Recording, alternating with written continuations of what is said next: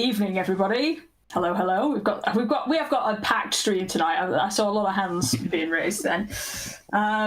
Welcome in, everybody. This is the NEC New York Stamford showcase stream. We are now doing a showcase stream because it launched earlier. That's easy to remember, at least. I don't have any dates in my head. With us this evening, obviously you've got myself, but you also have lovely Matt Pedalston. Which side? This side. There is Matt, which you should know by now. But if you knew, Matt is our executive producer of Trains. He's our favourite Catty is wearing man at the top. That's the description you've got now. It's not awkward at all. It's good. It's good. I rolled off the tongue. I was very fluent. With us tonight are hopefully people who are a lot more fluent than I am this evening. We have got Tyler, Eddie, and Brian with us. Do you want to just quickly introduce yourselves, starting with Tyler? Hi, I'm Tyler. I did the gameplay for this route, so I did the 24-hour timetable and the scenarios, and I helped out with scenery. Woo!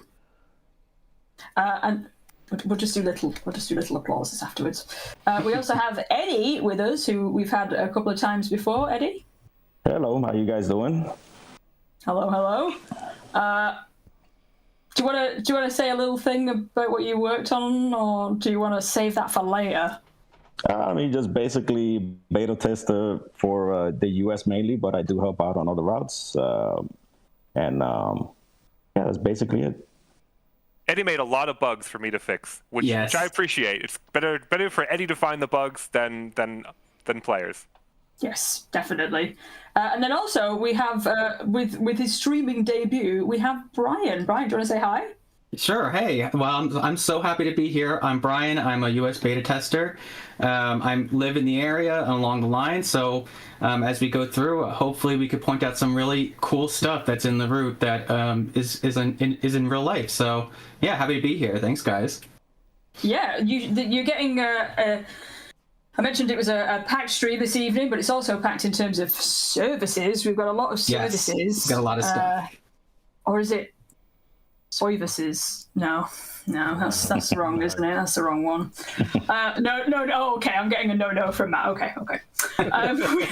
We've got a bunch of services as well for you this evening. But before we get into the route introduction, I'll just go over some admin bits. So, Northeast Corridor, Metro, North. I just like to say NEC. It's NEC New York Stamford.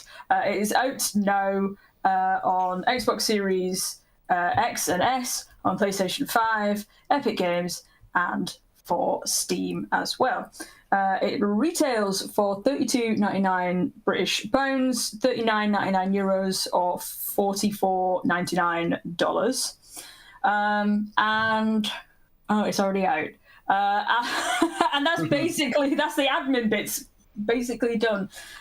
We do have a very busy live stream for you tonight, so Matt, if you would like to get us started with the route introduction, with a little introduction. Yeah, absolutely. One thing before we get started, Candace has just posted that there is an issue with Xbox. This is a platform issue that Xbox are having generally, and some things aren't showing up properly in the store. A direct link will take you there, though. It is available, but you might need to use the direct link. So Candace has posted that, and I'm sure if you ask nicely, it can be posted again later on as well.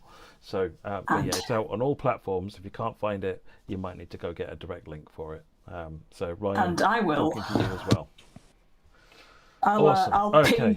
I will ping the appropriate team as well, and also good shout on pinning that comment as well. It has to be me. Okay. You crack on, Matt. I'll do this bit. I'll do this. Awesome. Okay, cool. Right. I also just wanted to shout out, Eddie is actually, normally you're based in Florida, but today you're coming to us for a 10 foot from the line, aren't you, or something? Yep, pretty close by Co-op City. So yeah, he's right by, like two blocks. He's Co-op City, right? Yep. You'll see that along the route later today. Lots of tall buildings, so big residential apartment buildings. Go by. Yeah. Excellent. Right. Okay. So let's take a look then. So Metro North Stamford route scenarios. We have. I don't know if you want to give us just a quick rundown of what's in the scenarios, Tyler. Sure. So student engineer is you've recently transferred, and there's a more experienced engineer showing you, telling you about the line as you drive along it. Drawbridge drama is there's a lift bridge near Koskob that occasionally has some problems, especially when it gets hot. The bridge doesn't always go down properly, so that's been causing some delays in this scenario. So you're following another train, and traffic is pretty heavy, so you're not going full speed, and you're running on, approach signals. Snow day is a snowstorm, so the snow only gets heavier throughout the day. It starts off sprinkling, just sort of a flurry. By the time you get to Grand Central, it's really coming down.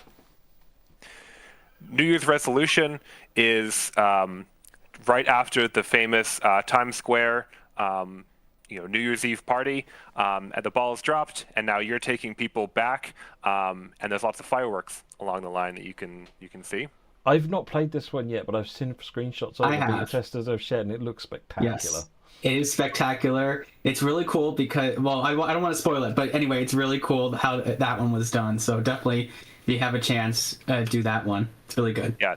That's a fun one. Hours of service is, so the federal law in the U.S. is train crews cannot work more than 12 hours on duty. So in this scenario, you are, 11 hours in and you haven't reached your final destination because there's been a power outage, and you have to make it all the way to Penn Station before you hit your hours of service. Otherwise, you lose the scenario and have to start over. So this is a more challenging one based on a real event. Right. There you go, folks. Right, okay. Let us go back. Let's have a look at scenario, at service mode. So remember, folks, I have everything installed on this machine. Layers-wise, we have got a bunch of stuff. We've got the Cellar Harlem line. We've got the Long Island. We've got some hoppers coming in. Morristown line for NJT stock. The M3, of course. SD40 there is SD40 included in the pack, and the cars that are needed for it are all in core now, so there's no extra content required to activate those layers. We've got an Amtrak work train that uses Horseshoe Curve, and what else have we got? That's more Morristown, Harlem line. So there you go. So 28 layers in total, for which you'll need all that different stock to activate. But this is what we end up with. So we've got 300 layers on the services, 28 with the ACS64. Alt 46 has 22. Presumably those are all pretty much just Sunnyside runs. Most of them, but there's also the football special that goes between New Haven and Secaucus in New Jersey. Okay, so you got that. So one. two of them are passenger runs, and 2 are deadhead moves. Right, and 2 of them are also with the cab car. Right. Yes. There you go. You got the Cellar running up and down the line, Stamford to Penn. You got the M3A, M7A bringing up the Harlem services. So these will be, and also the Hudson services, aren't they? So effectively, these will be running Grand Central up as far as is it Woodside? That sort of general area. Woodlawn is where they diverge. Woodlawn, yeah, that's it. Woodlawn. No, it was Wood something. I was going to say Mount Vernon, but that's too late. So, that's not to say that there is a Hudson line, but the Hudson line starts on the same bit as the Harlem line does as well. So, on there. Now, am I right in thinking there's football services for these as well? Baseball services. Baseball. Someone involves the ball. It's all the same to me. It is not football services. How dare you, Matt? Yankee Station. But yeah, there's an M3A train that shuttles back and forth between Grand Central and Yankees Station. Right. There you go, look, Yankees. Yes. And these are all the timings of the. These are all real timings that I collected during the postseason last year. So I'm super happy that they got in. They have shuttles in the evening that go between Grand Central and Yankees. And then there's a couple of M8 services that go from Stamford to Yankees as well. Cool. Okay. So, yeah. And then we've got the cab car, which is obviously on the back of the Alt 46, and then the SD40. Tyler, do you want to just take us through what you've done freight-wise here? Because there's quite a lot of freight, isn't there?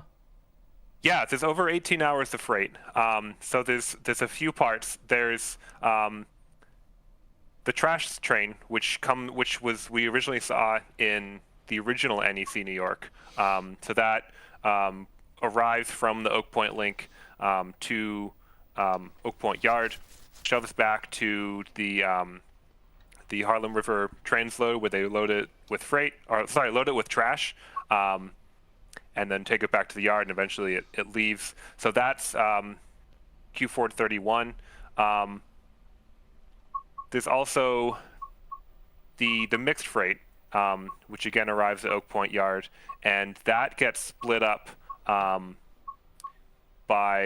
I believe it's Y101. It's toward the top. CSX Y102.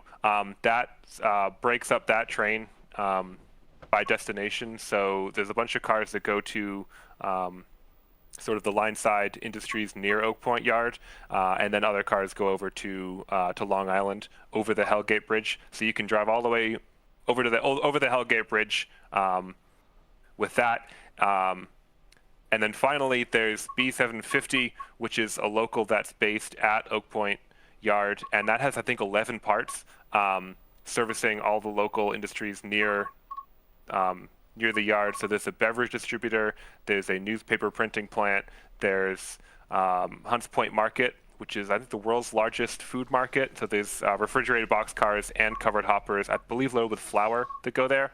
And then finally, it takes cars to a lumber yard just past Scranton. So Stamford. You can drive it to Stamford. It goes into the portal, comes back a little bit later, and then you drive it back to service a lumber yard in the Bronx and a plastics plant in Mamaroneck, and then you end that run at Yankee Stadium. So that is almost a full 12-hour day for that crew, and you can play almost all of it. Nice. That's good. It is worth shouting out that the SD40-2 does not have cab signalling, however, so you'll need to rely on using the HUD for any indications there. It does have suspension, if I remember rightly. I checked that. Likewise, the ACS64 and the Amphiletes have been upgraded with suspension and some other magical stuff as well. So got announcements as well on those as well. Cool. Okay. There is also, before we get into driving, I don't know, everyone's just like, Matt, come on, seriously, dude, can we get on with it, please? I do just want to, because the journey is something pretty special as well, from what I remember. Do you want to just talk us through that dialogue quickly? Yeah. So we've heard you talking about, can we get a mode where you play through an entire day, the life of an engineer, and I thought, well, why don't we do that for the journey? So each journey chapter is one day in one work shift for a train crew. So it follows one train throughout its day, and each chapter is in a different month. So you start out in the summer, then fall, then winter, then spring, and then summer again, by which point you've played an entire day, or 2.5 days on the M8, and gone through an entire year. And I've tried to keep the weather consistent between each service too, so you can see the day. Not only that, I think you also chained a lot of them too. So so you go one direction and you take the same set in the other direction. Yes, they're all chained like that. Yeah, the SD40-2 service is just B750 all day, its whole day. Right. Can someone remind me what service we're doing first? 1312. That was going to be my guess, right? And then you wanted June 21st, and we wanted a bit of cloud, bit of wind. Does that look good? Yep, looks good to me. Superb. Right, I'm going to focus on driving and let you all talk, and if you want me to show stuff, I'm going to ignore you. But no, I won't ignore you. I'll put stuff up when I can. But cab signalling, which is actually not that hard, to be honest. You can't turn the cab signals off. It is worth reminding. We're going to try and get you not to spat, basically. You're gonna concentrate, yes. And everybody else will do the yapping. So the M8 is kind of similar to what it had in game. The M8, the M9, excuse me, is its closest type of train. So it's the exact same procedure for turning on the cab, you turned on the master controller and then you moved it into forward. And now Matt opened the doors. And this is the lower level. Yeah. Look at Discord.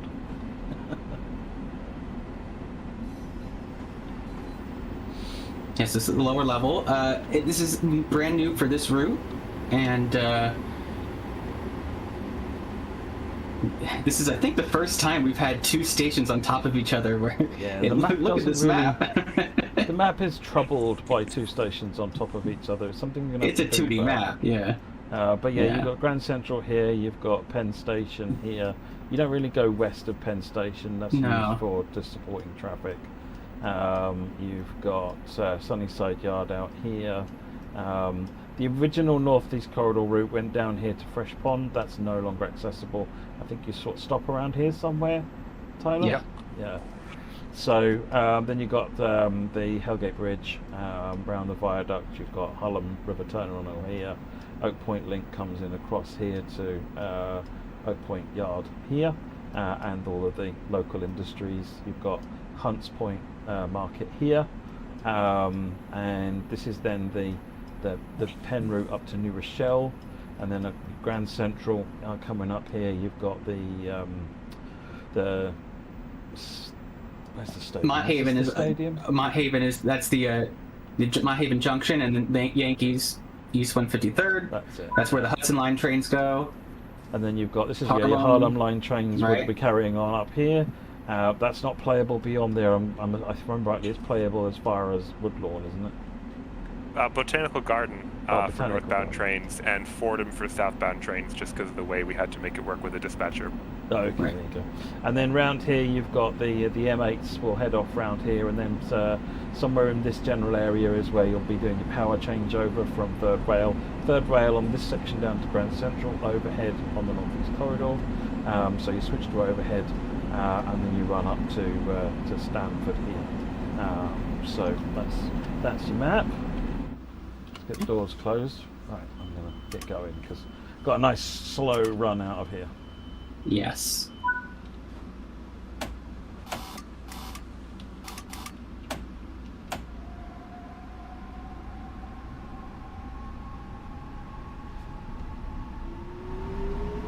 I'm turning the volume of the game up. I'll try and keep an eye on the bars to see whether it's drowning people out.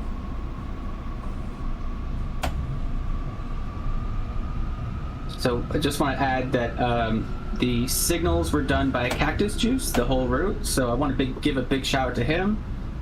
He did it. The signals are once again in great shape here, and even in Grand Central, there's new functionality where certain signals will show cab restricting instead of not cab restricting, terminal restricting instead of terminal clear, depending on what route options are available. So there's some increased logic here, even in Grand Central, for these little dwarf signals. But yeah, see, I right noticed off the when I bat, was driving, you're already waiting. that I've just not even seen before, so which is really cool. It's worth also noting, you mentioned, cab signals are always on, and safety systems are always on for the M8. There's physical signals in Grand Central, but along the rest of the line, or much of the line, you don't have physical wayside signals, so you'd really have a hard time driving without cab signals enabled. Yeah. Yeah, it's not like LIRR where you have the position lights that tell you if you didn't have safety system that could kind of guide you. At Interlockings here, it's purely cab signaling once you get out of Grand Central. So you really need to have them on. And it was the same thing for Harlem, as the Harlem Line DLC as well. Although it wasn't required at the time. But this one, this one's required. But I think it works. It works really well. Someone's just asking about door controls. Yeah, they're the same approach that was being done previously on the Long Island as well.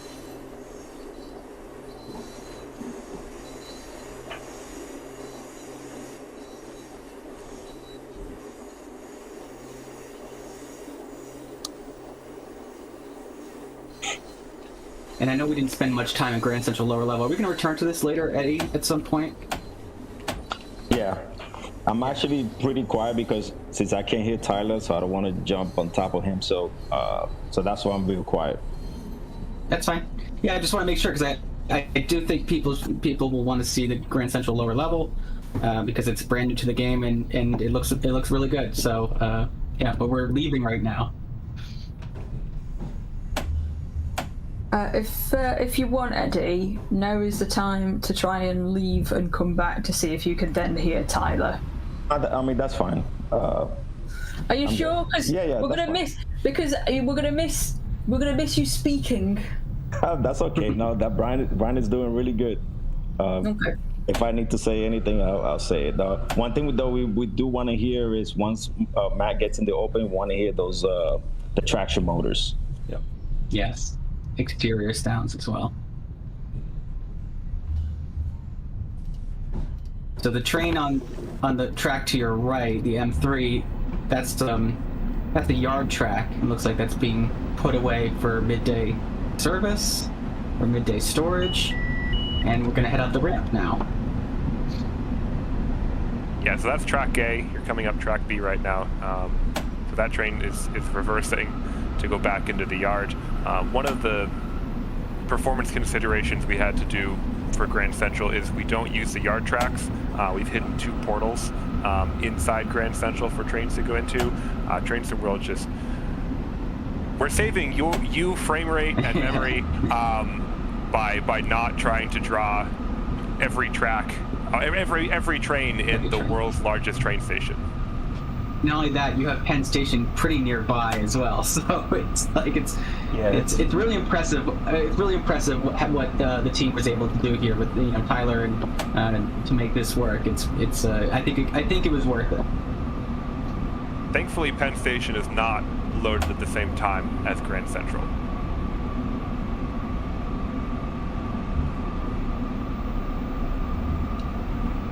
So this area should be familiar for those who have the Harlem DLC. We've now joined up with the upper level, and the tracks are going to combine here into 4 mainline tracks.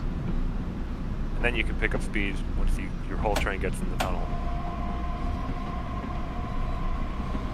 Keep forgetting the back half of the train is still going up that steep grade. Yep.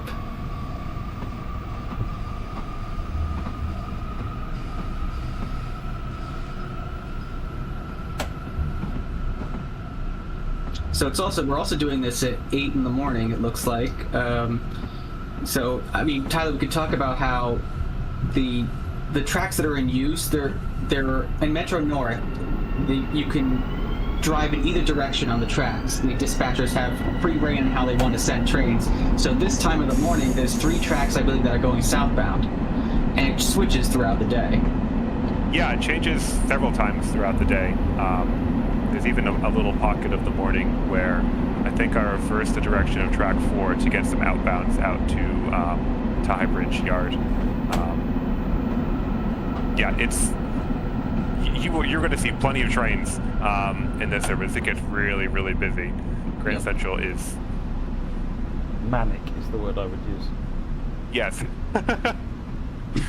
It certainly gave me a run for my money. I can imagine. All those trains. This wasn't the same as Riviera? They've got to go through this absolutely tiny bottleneck here. And out of that, you get 4 tracks going to the world's largest train station. It's like, crikey. Yeah. And this is also, there's no in real life. There's also additional diesel services as well, not including this pack, but. Yeah, so it's a crazy junction, and even here, it's in game. It's really crazy. So, incredible feat. Eddie, you said at one point, I don't know if you're still with us, Eddie, but at one point there were 64 trains on the map at once. You were observing. Yes. Yeah. Yeah. That was the most you've ever experienced. Yeah, I actually took down numbers for how many trains an hour during peak times you see at 125th Street, but. Stamford has, I checked the other routes like BML, Southeastern High Speed, and Stamford beats them all with trains an hour at any time, so the most I've seen is 65.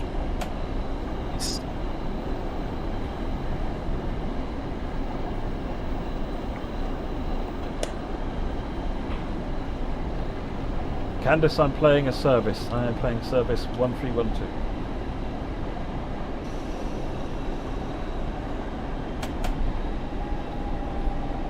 Have to slow up a little bit.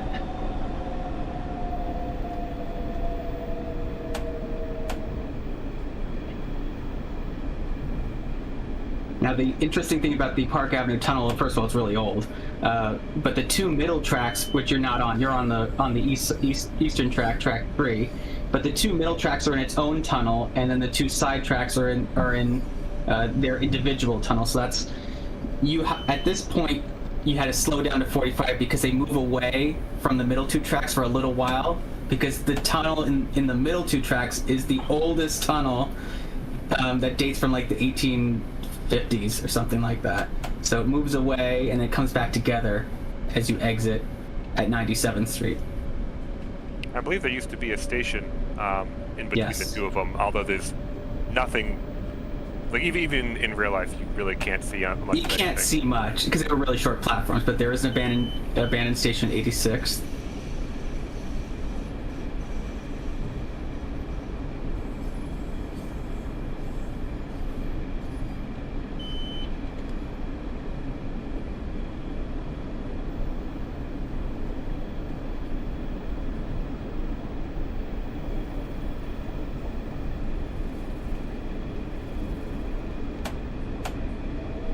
Here we are.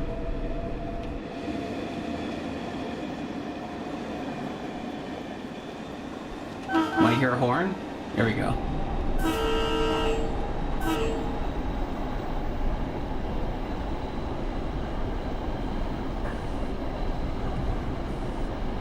The Metro North has a rule that trains must sound their horn before approaching any station platform. It's only in the daytime, I think between 6 a.m. and 9 p.m. But that's something we've taught the AI trains how to do as well. Mm-hmm. We'll see if Matt remembers to do it before every station. I will not. I guarantee. I'm gonna hold them to it. I'll complain. Game of 1811290 says there is no. Why is there no traffic? You ain't seen anything yet. Wait. It's a pretty constant stream for here on out. We've been in tunnels, that's why. Yeah. There was one right at the very start as well. We saw another one. It was right in front of us.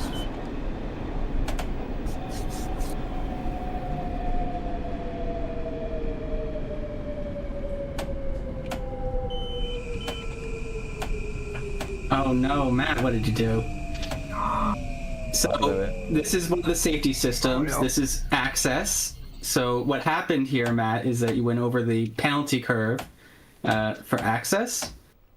So, when that happens, it brings you all the ways down. So, make sure you don't go over the penalty curve. What it doesn't do, though, you might have seen it in other things. In Long Island may actually bring an emergency application which dumps the brake pipe. This does not do that, which means getting going again is much easier. Yes.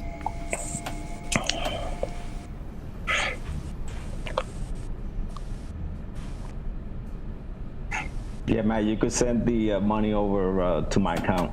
I knew you were going to say something. I knew you were going to say something, Eddie. I was waiting for it.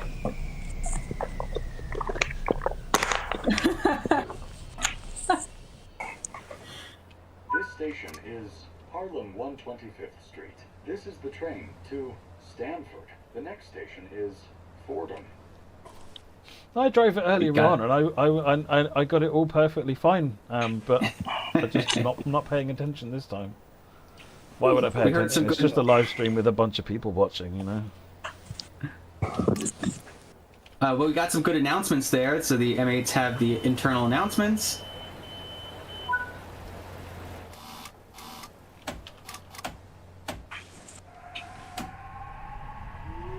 Here's some trains. There we go.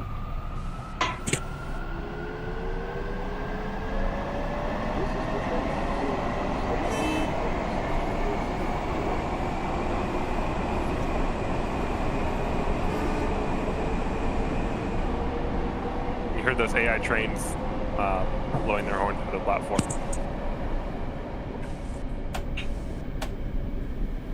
That's awesome.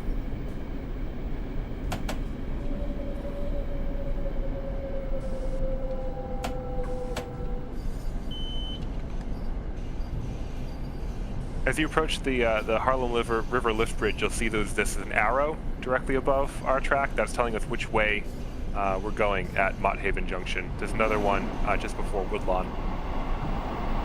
Right means Harlem line, and left means Hudson line.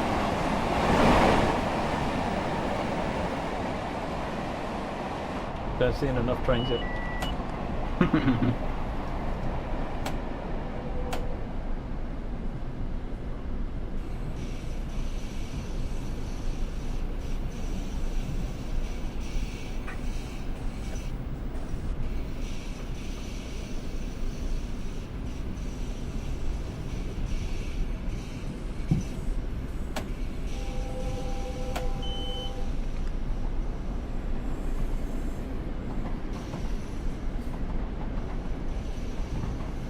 I love how the M8s look. There's something about the stuff on the stuff on the top of the roof just makes them look, you know, they mean business. There's like a little red tube along the top, which I always found really cool about the design of it. Yeah. Like there's kind of like arches. They've also on the front of them. You've kind of got this sort of shape with the way the lights are on the top. I don't know. I just always like the look of the M8s. They're cool. So it's been so this section, if you recall, was also in the Harlem line DLC, but it's been really touched up and improved. We got all kinds of stuff added to it. Some more scenery bits. We have improved lighting. Even some of the stations have got some touch-ups and additional assets on it. So as we come up to Melrose here, as we whisk past it, you might see some small, slight improvements. This route is supposed to take place in 2015, so some things were updated to better match that time period. Like this tunnel has improved lighting.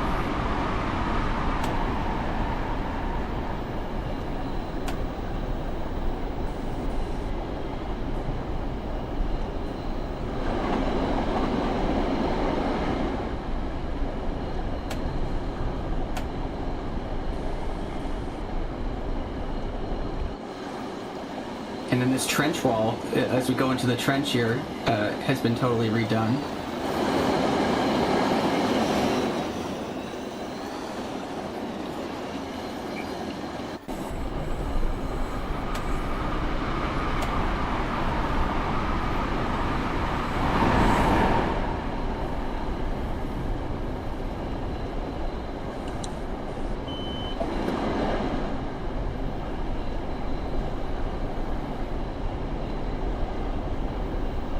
Mark's it is on the it's on the Xbox store, but at the moment it's not showing up when you search.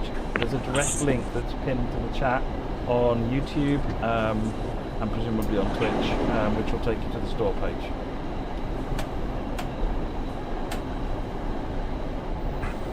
It's with Microsoft and they're looking into it. I think that takes you to the UK only one, and I'm just.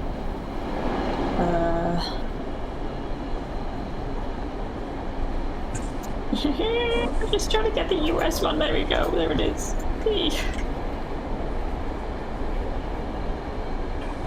That one's US. Our next stop is Fordham. So unlike the Harlem line services, the New Haven line services, which this is one of them, only stops at Fordham in the Bronx. It's the only station stop in the Bronx, and it has a fun little history behind it. It dates back to when there was two different railroads. So there was the New York Central, which owned the Hudson and the Harlem line, and the New Haven Railroad, which owned the New Haven line. And there was an agreement way back when that New Haven trains could only stop at one station in the Bronx. And at first, I believe it was Woodlawn, but at some point in the late 1800s, it switched to Fordham because of better transit connections. And it's been like that ever since, even to this day. New Haven line trains only stop at Fordham in the Bronx.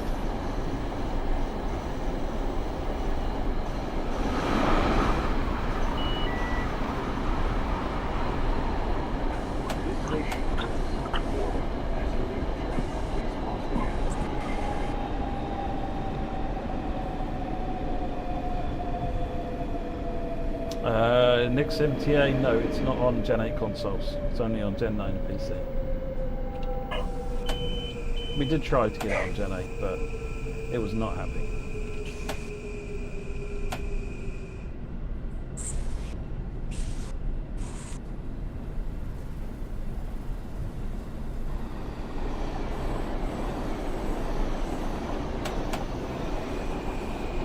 Fordham has an special meaning to me as well, just particularly because when we did Train Sim World VR, which is based on the Harlem line, Fordham Station was our benchmark station for running it on the Quest 3.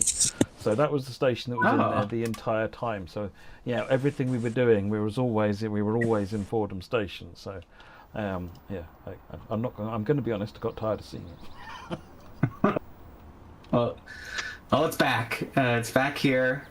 It's awesome though.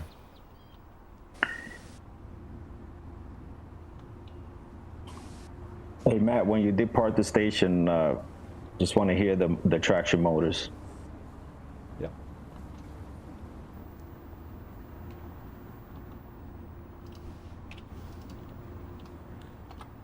We will eventually blow the horn. We just we don't want to. Yes, and make sure you blow the horn before every station. I'm good at that. Alright, everyone shush. This is just another attempt to get me to fail on services, on safety system.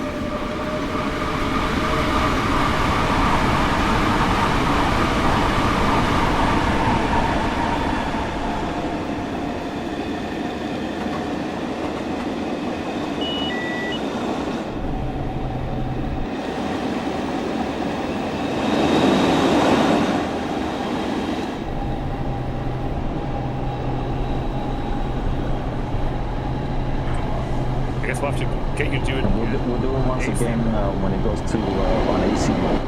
But there is a slight difference. On AC mode, we're going to do it again because there is a difference with the traction motors. Yes.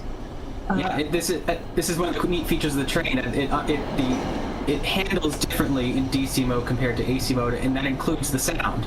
Not a totally different sound. It just when the sound changes. So you'll notice that when we go into AC mode. Just so the chat are aware, Eddie can't hear Tyler. Yes. So Eddie, you said your thing. Tyler, what were you going to say? I said the same thing as Eddie at the same time. Oh my gosh, okay.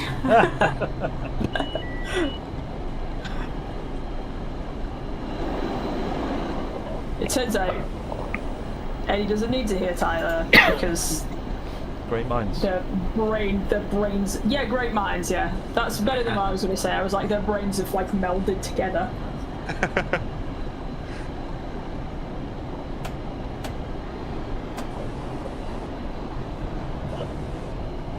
This whole area that's been deep copied from Harlem Line has gotten a scenery update. It's one of the things that I helped work on. So a lot of these, the trench walls are retextured, got graffiti, more foliage. Our stations team did some upgrades to stations as well. So it's not just a route that you, part of a route you already have, it's been upgraded.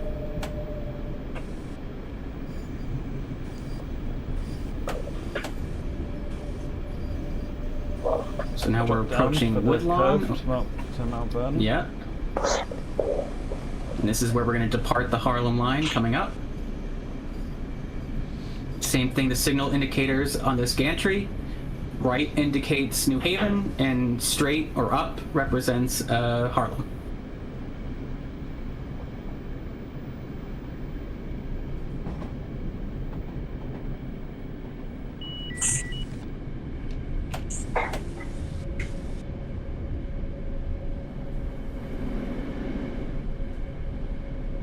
because it's the morning rush hour, all 3 tracks.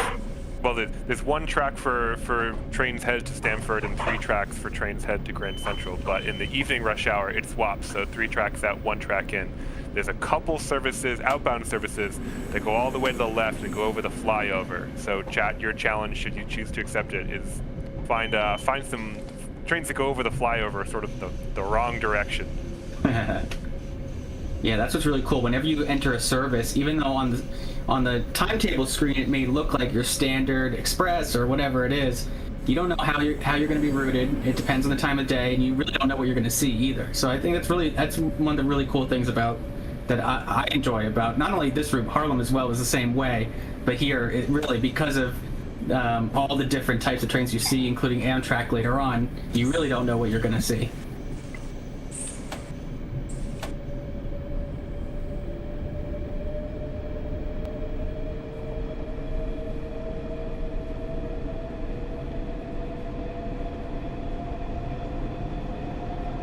These catenary poles you're seeing are, they have no wires in real life, like in the game.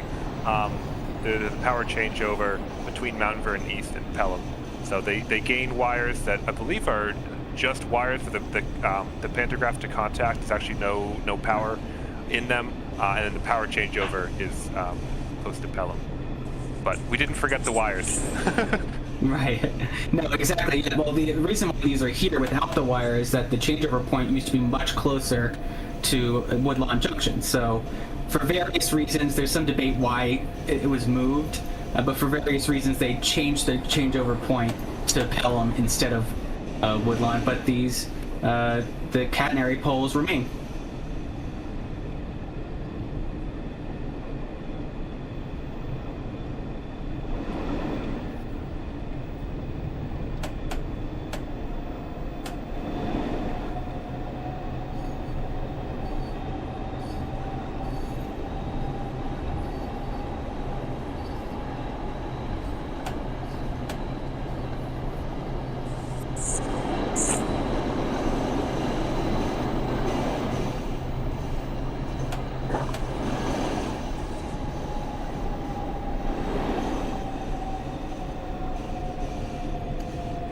All right, our first New Haven Line station stop.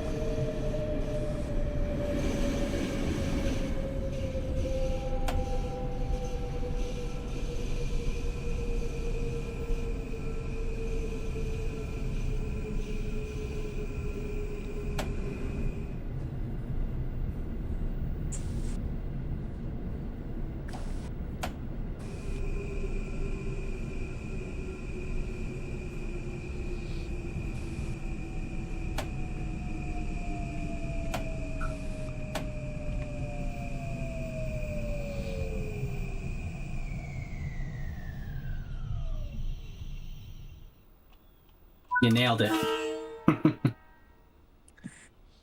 The horn goes at the beginning of the platform, not the end, Matt. Enough. It is at the beginning of the platform. My See, just God. this beginning of the platform. It's when you first hit it. So here we are, Mount Vernon East.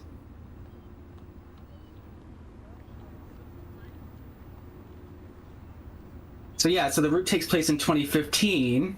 So what you're seeing here is Mount Vernon East in its pre-renovated form. Since then, it's been renovated. But this was really cool for me to see when we were first testing it, that the team went all out trying to get make sure it was 2015.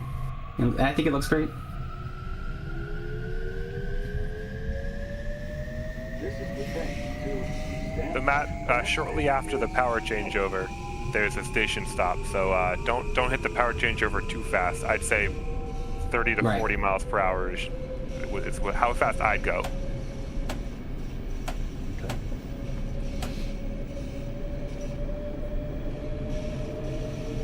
So your power changer controls are down here. Going from AC, you lift it up to AC up and hit the pan up button. Going the other way around, you just drop it down to DC mode. And what's a really fun thing to do, I'll let you focus, Matt, but if you stand at Pelham, you can watch AI trains lift and lower their pantograph. It's really fun to just stand there and watch, especially in like the PM rush hour.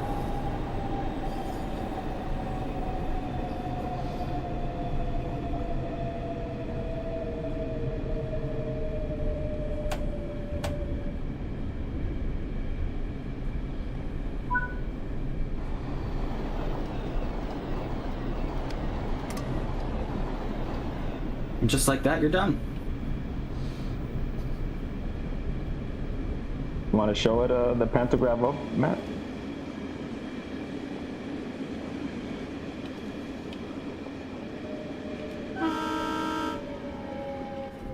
There we go. That's what I'm talking about. I got there in the end. Or at the beginning, you know. There you go. Just to answer one of the questions in the chat, we will be answering community questions later on in the stream. But a question that I've seen come up a bunch of times, so I might as well ask it, is the non-powered coaches included? No, those are the S cars, the single cars. They are not included in this game. There we go. All of the trains that have... So I used real formation diagrams. Go ahead and show off the taxi. Yes. That's a fun collectible. That's awesome. I used the real formation diagrams for January 2020, so it's a pre-COVID timetable. That gave me every train, how many cars it had, what services it operated, what track it used at Grand Central Terminal, what time it left the yard at Stamford, all of it. And so on any of the trains that were supposed to have the S car, I rounded them up to 6 cars if I could. So there were some 5-car trains in reality. Around the 5-car trains up to 6 cars, except for ones that use a couple tracks in Grand Central that only fit 5 cars. Those got rounded down to 4. Right. So there's a couple formations. I know Eddie can't hear Tyler, but yeah, there's a couple formations that are 4.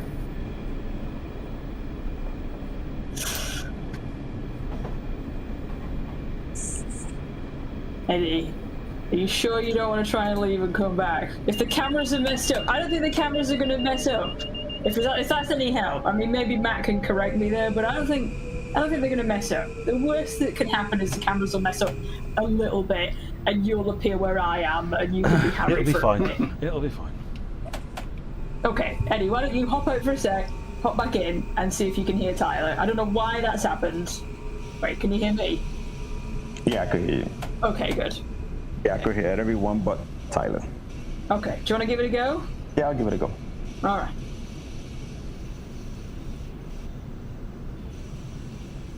So we're approaching New Rochelle, and the Amtrak trains, the line to the Hellgate Bridge, is going to join us to our right. As we do this curve.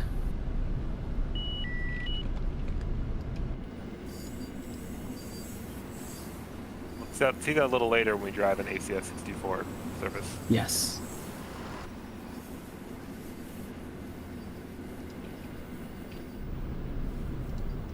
Yeah, Blambury. Candice works. Candice works for us. Candice works here. She's. Rochelle, as you leave the train, please cross the gap between the train and the platform. So she is correct that our licensing team are the people that deal with the licensors.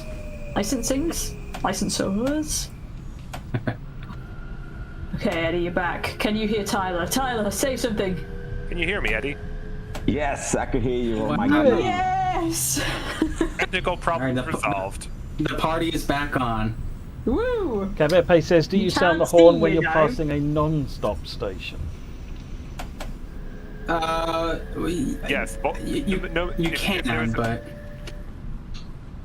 If Oh, you there is mean a like... platform, Right. if there's a platform go on ahead, your Tyler. track, you sound the horn. Right. So whether or Right. not you're stopping. So like those centre tracks you wouldn't, but on these tracks you would. Yeah. Correct.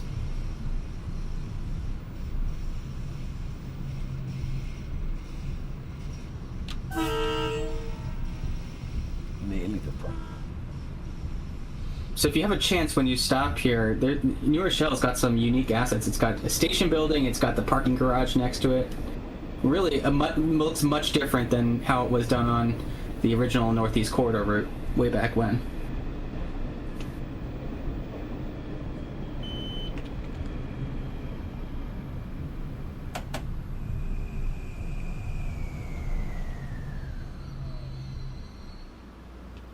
This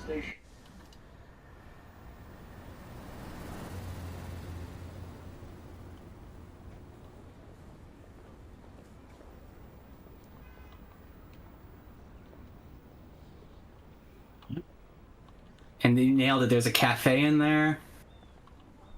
This was done so well, I thought.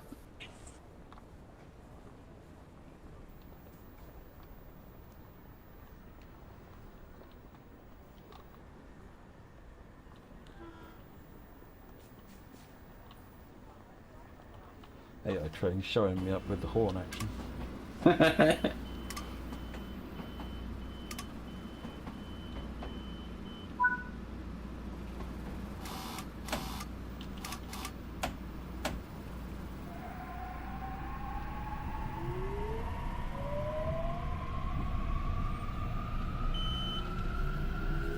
This is the train to Stanford. The next station is Larchmont.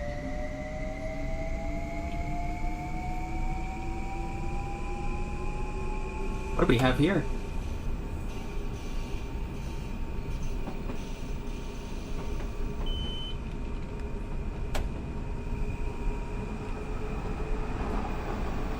Backtrack goodies. Mm-hmm. And the way, because the junctions are laid out in a certain way, the southbound Amtraks have to cross a lot of times to get to track 2. Some stop at New Rochelle, but not all of them do.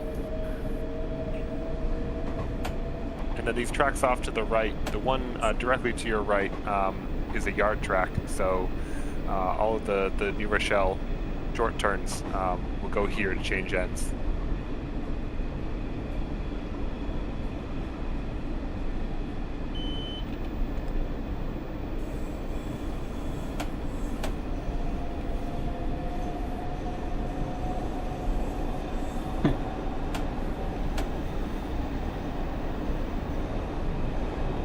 Here's where you can really let the throttle go now. We should get up to 80, I believe, in a little while. Yep.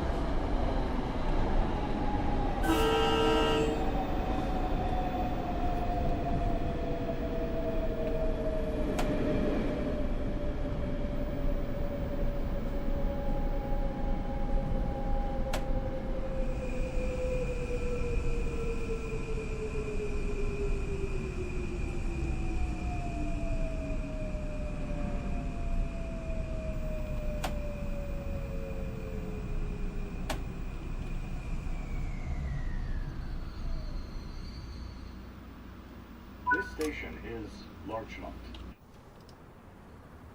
Oh, Larchmont. Larchmont's unique. It has this giant parking lot that's situated over the expressway.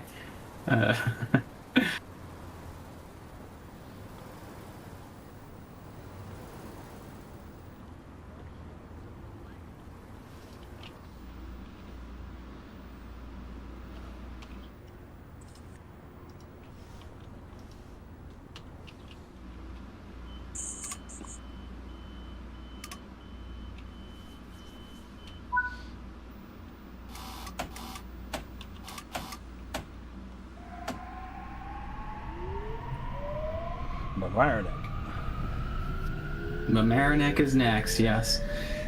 This is a long straight stretch where you can really get up to speed. It used to be 90, but now it's down to 80 during this time period. What were you going to say, Tyler?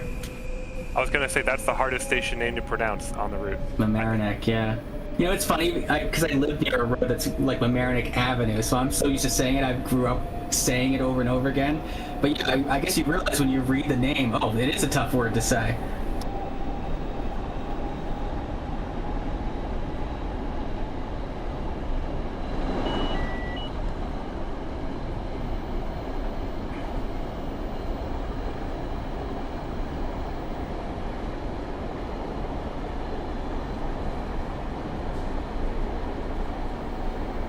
So around here, we're going to pass one of the sidings, one of the freight sidings, right, Tyler? We're one of the freight services service later in the day. Yep, just off to the left is the yep, there it is. Track that goes down to the plastics plant.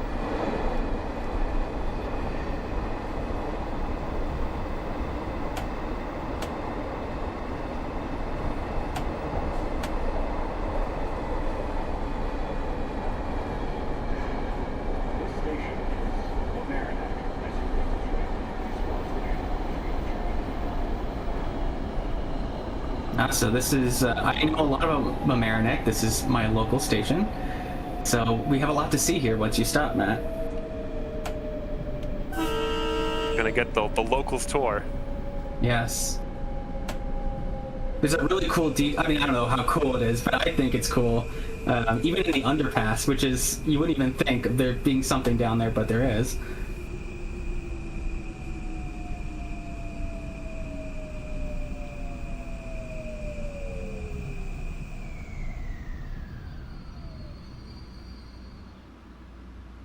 Station is.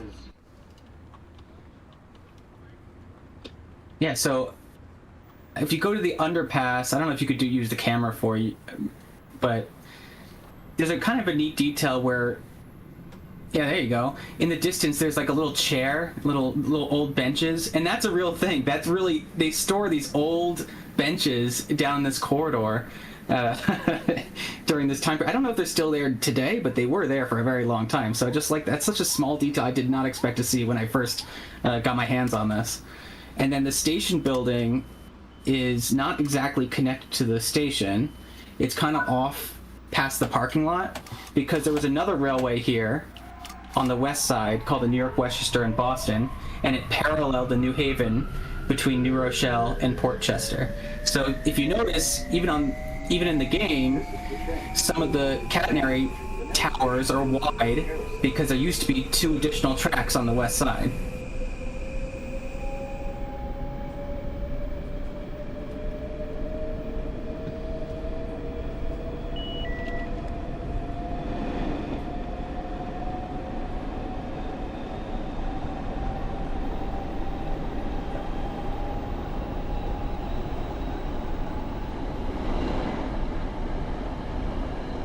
Isn't there a Harrison right next to Long Island City? It's in New Jersey, so Harrison, New Jersey is just north of Newark. So there's a Harrison, New York, and a Harrison, New Jersey. Yeah, that's it. That's right.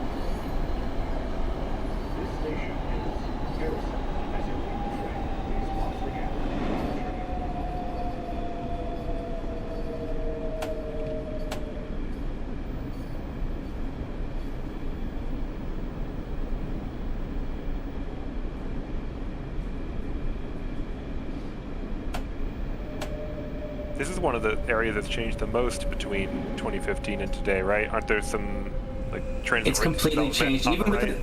Even within the last like 3 years, they really built all these housing complexes, and I think they put the parking underneath the buildings. So exactly. So in the game, it's what it was in 2015, which was just a plain parking lot. Now it's really built up. Wow, look at this stop. Yeah, that was perfect. Ooh, nice. Impressive. Most impressive. Yeah, it would have been even more impressive had I blown the horn on the way into the station, but never mind. Yes, that's true. And you can see here evidence of additional space for 2 tracks on the west side, and the station building is again further away from the 4 main tracks because of that.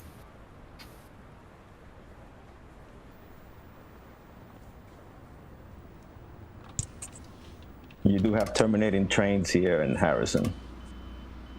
Yep, and then there's an interlocking that will pass in just a minute or two. CP223. They'll change tracks there and then reverse on the main line. That I've spent weeks trying to get back to work without trains locking up, like literal weeks of my life. The Yeah. next station is Rye. Because it's not like a normal. It's an interlocking with no siding, right, Tyler? Right, so you kind of have to. There's no siding. You just have to cross the points. Yeah, they just change ends in the middle of the main line, and sometimes they'll sit there for 20 minutes or so, waiting for their slot. Yeah.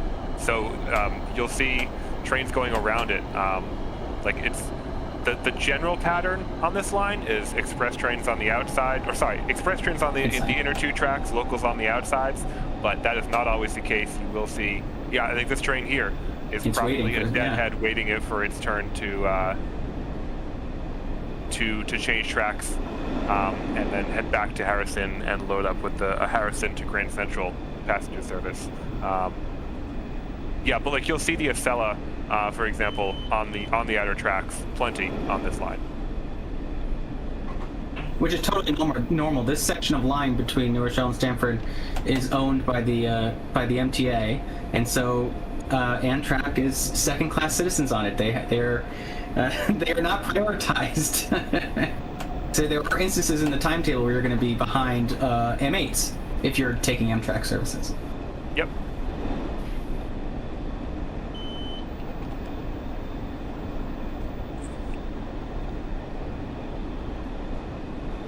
We'll get into it more when we do the Amtrak run, but I think what's really cool about Stamford is I think it offers a very different experience for Amtrak compared to Trenton and then the Boston route. This is a very different type of route for those trains. So it kind of gives you a new thing to do in the ACS 64 and Acela.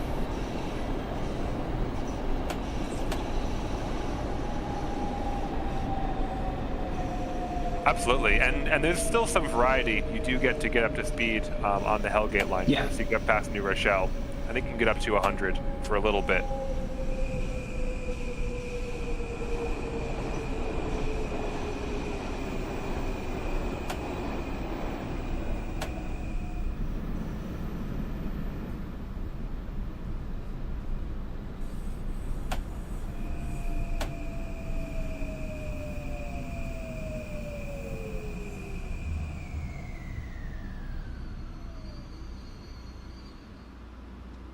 This station is Rye. This is the train to...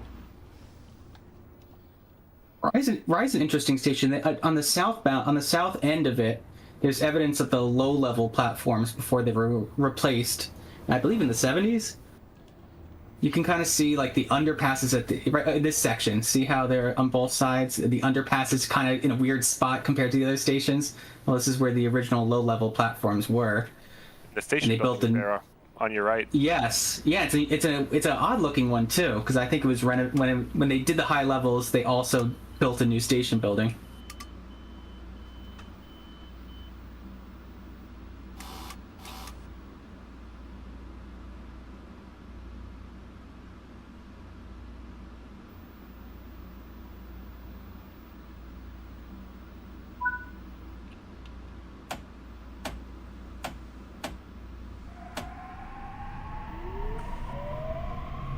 I do want to mention the sounds came from Fan Railer.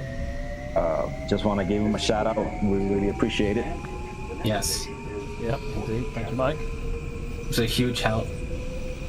Mike is always a big supporter and helps us out in lots of ways with resources, information, guidance, and lots of stuff. So yeah, big shout out for that. Also, not only the traction sounds, but the door sounds and the alarm, the door alarm, also are real recordings. The horn. The horn too, yeah. Which has become one of my favorite now. I love that one.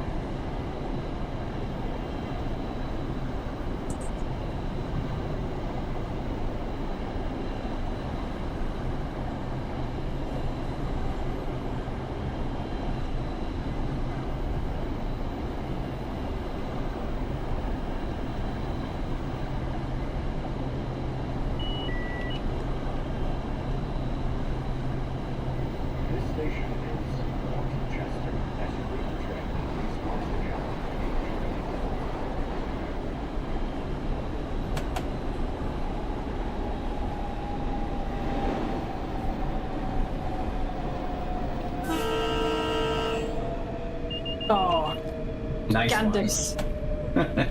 Nah, that's cheating. Matt was checking the chat. I know he was. He got reminded.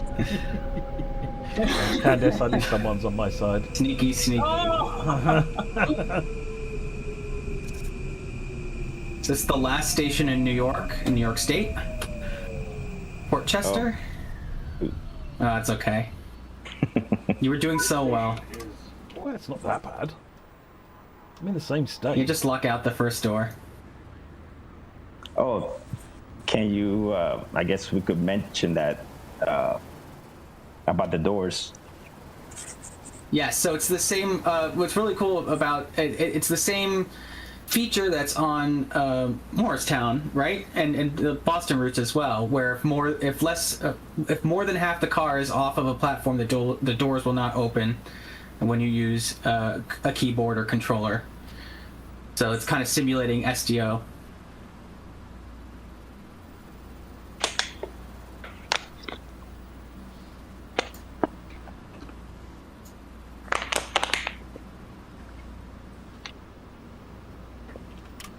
Sounds like my knees when I try and stand up.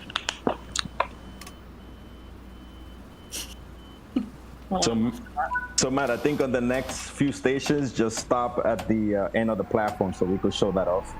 Okay.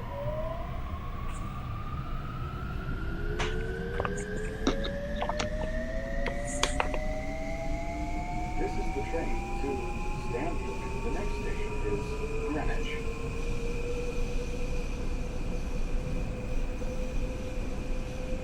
I think there's a Greenwich in the UK as well, isn't there? There is a Greenwich. Greenwich time. There is, yes. It's where the time gets really unpleasant. I was trying to stop myself from making a pun about that, Matt. I'm glad you did. Yeah, I was gonna say something, but yeah. This is a safe space to make puns, okay? You can make puns here. We want you to make puns here. Yeah.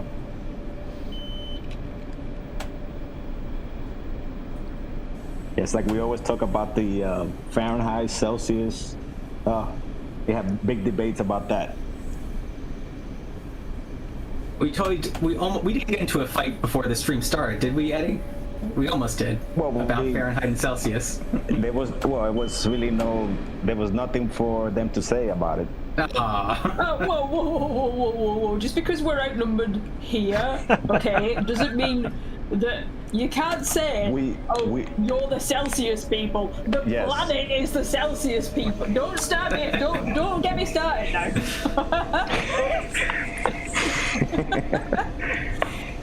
Do you know, I did see a war breaking out in the Discord because there was a discussion about the Red Sox and the Yankees, and apparently that's quite a spicy topic. I did not quite. I looked at it and left immediately. I went, oh no, that's not. I'll just come back. Well, the season's about to start, so we're ready to go. Okay, right. Well, you know what you can do, Chad, is you can run those baseball services to Yankee Stadium, and you can decide who you think won the game. Right. Is that judging by the cheers? It's funny, you mentioned that you can actually hear people cheering in stadium sounds when you go to Yankees East 153rd Street in the game. It's very cool. I don't think that was on Harlem. I think that's a new addition. I found that really neat. Okay, Yanks. Sorry, I'm going to settle the debate, and I think Eddie agrees. No, we're inclusive. We have Red Sox friends too. Yeah, I'm from peeps. Massachusetts. Exactly. All of our Boston peeps know. We have a playful banter with them. My wife is from Massachusetts as well. So. There you go.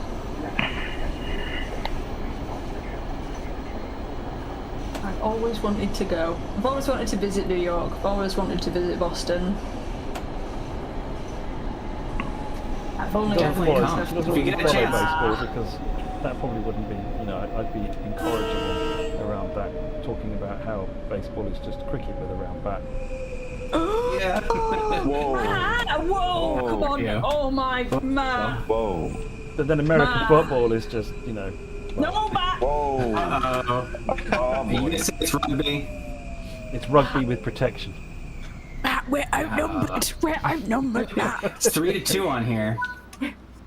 Yeah. that was a low blow. You're getting told off. You're getting told off. Eddie's always telling me off. That just means that we're talking. Oh, hello. Oh, hello. And nice going around a curve too. I'm getting shouted at in the chat as well. You are getting shouted at.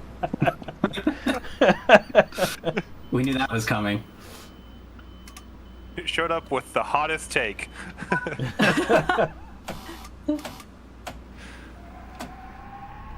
You know, Okay, it's going to probably be my right when favorite the station Englishman name comes up coming and up. says, "So about that American football." Oh no. Koskov is next. Stanford. The next station is Koskov.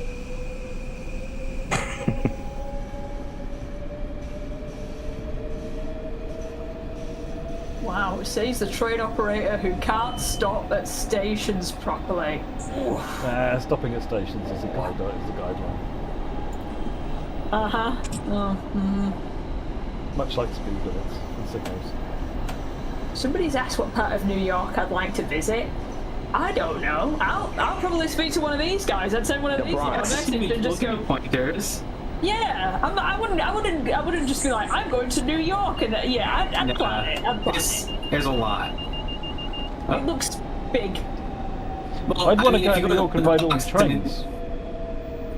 Yes, I gotta ride the trains. I gotta ride the trains. Train real world, yeah. You could even, you could go visit all the different operators that are in the game. Very, very cool. But yeah, if you're in the Bronx, definitely go to Yankees Red Sox. I mean, there you go. What can get better than that? Can learn all about baseball. And then Eddie's from the Bronx. So I've got to go to the Bronx. I just want a pizza. I just want a. They have, yeah. Get some good slices in Manhattan. Just want a proper New York pizza, and I want to go to that record shop that keeps appearing all over my TikTok with. Oh, which one is that? It's Revival of the Face. They're like they're just a group of New Yorkers yapping. I feel like I'm talking about a niche subject right now, but they are. I have a parasocial relationship with these people I've never met before. They are peak New York. See, and this is where you know that Matt really listens to instructions. This station. Did he sound the horn? Oh, I'm sorry. Was I supposed to end at the stop Yeah. at the? There you go. See, the doors are closed. See? Well, there you go. You showed that Yeah. feature off.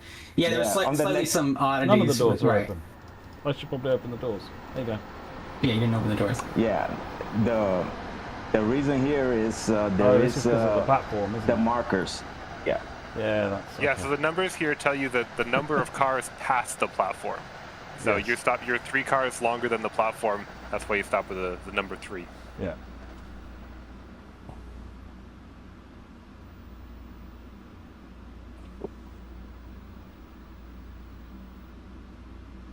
Koskov used to be, if not the main power plant, one of the power plants for the New Haven.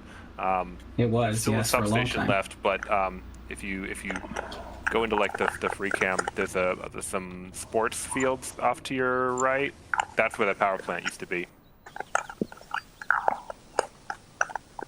And then just past this river, this is the Mianus River, so this is where the drawbridge is. Loving this detail. Yes. I wonder who did this area. Yes. Did a great job. And then the signal box as well is a new asset for this route. So it's the New Haven standard signal box, which was found all the way from here to New Haven and onwards to Boston. We've got it in 2 different sizes too, so it's in Really? five places maybe throughout the route. Yeah, 5 or 6. Sizes. Yeah. This is the train to Stanford. The next station is Riverside. At the drawbridge, there's like a wire gap, as in reality, so you have to coast through it. Yes. And you keep the pan up the whole time. If you don't lower it. Yeah, the pantograph in reality goes all the way up. I'm motioning with my hand, but I'm not on camera. Goes all the way up to maximum height and then gets caught on the way down. And the legend I've heard was after the Penn Central merger, the first time they took a GG1 up to New Haven, they took it over the bridge, and its pantograph went up higher than any of the New Haven pantographs. Oh, yeah. They ripped off the pantograph, tore down the wires. It was a whole mess. Jeez. Wow.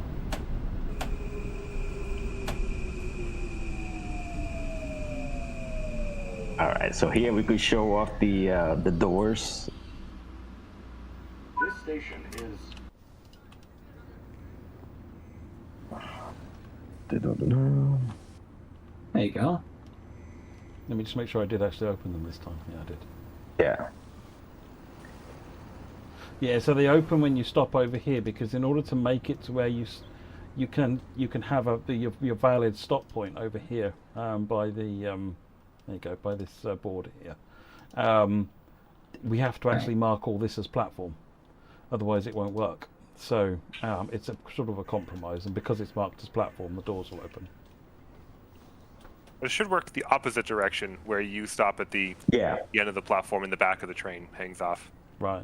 Yeah, that's what they were showing before. Right, like how you Now stopped it here. That's how you're supposed to do it going towards Grand Central.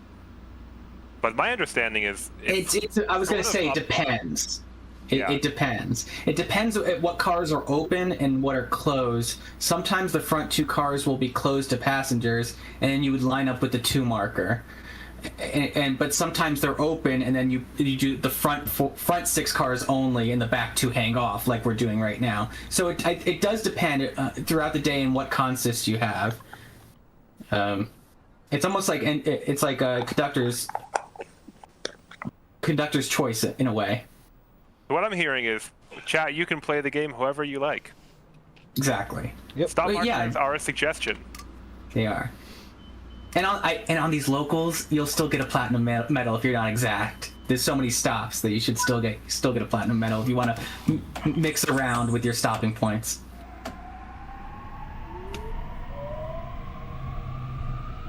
If this is Old Greenwich, what do they call the one in England? Mean Greenwich. Really old Greenwich. Probably Greenwich. I was gonna say something, but I better not. Were you gonna start a diplomatic incident, Eddie? Matt already did that. Yeah, he shot. True. He started it first, so. Fighting words.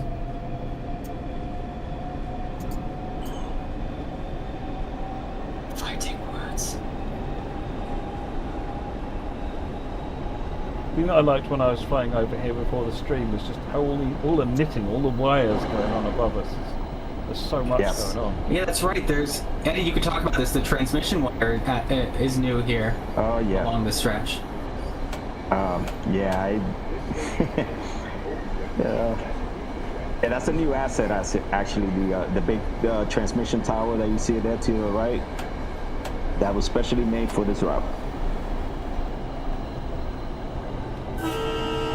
Also like the lean-to station building at this one, and then it's also Koskov has a similar building. But it kind of looks like lean-to, very unique style.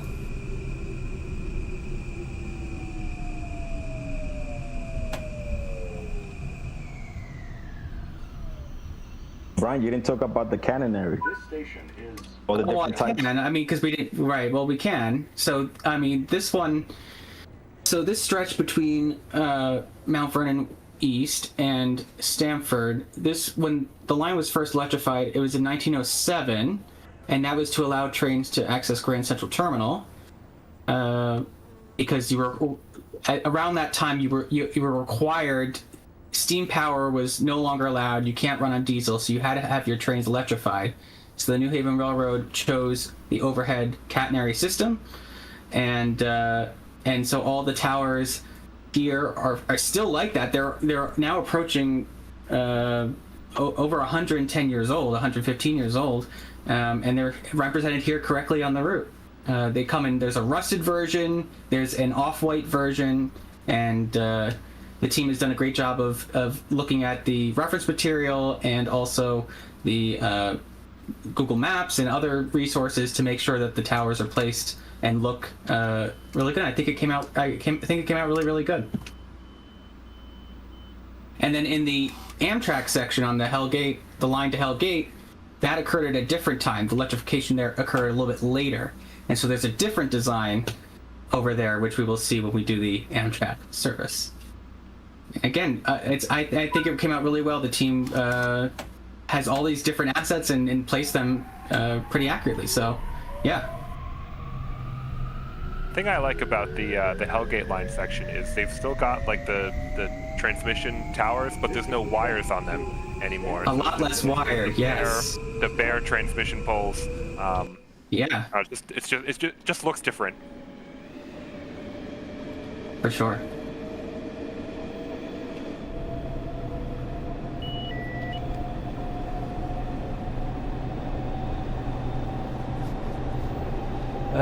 JT Maverick, there are no plans to go to New Haven, certainly at the moment. If there is, then they will show up on a roadmap somewhere, but not at the moment.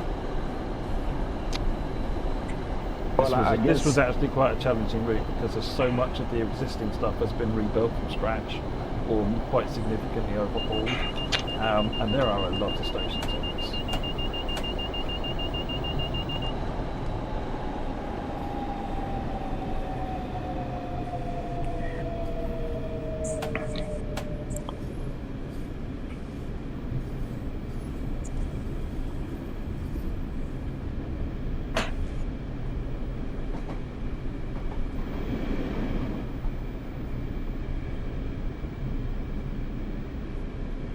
All right, so coming into Stamford here, and one of the major cities along the Northeast Corridor. A lot of there's a lot of television facilities located here. It's where the United States broadcast. It's the Olympics from. NBC Sports is located here, as well as a lot of major companies. The WWE, the Worldwide Wrestling Federation, Entertainment is located here in Stamford. So it's a unique little town. It's not a town. It's not a little town. It's actually a pretty big town. Also a satellite branch of Dunder Mifflin. Yes, that's right. If you're a fan of that show, then you're right. Was that the one that closed down, that branch? I think that's a storyline, right? The Stamford branch closing down. The show lore, maybe, yeah. I'm sure someone in chat knows. So you're arriving a little bit early, which is normal. It's normal. Metro puts all their station padding at the end, so I guess you'll have some time to walk around and check out. And the reason why also it's a little bit of padding is because what's you gotta go to the yard. Is, well, not only that, this is a local service. You gotta wait for the New Haven. Right, there's a local service, so passengers who want to continue eastward it has to transfer across the platform, and I believe it's probably around 9:25 here. So that's another reason why it's scheduled that way, because the other train will wait for this one to arrive, essentially.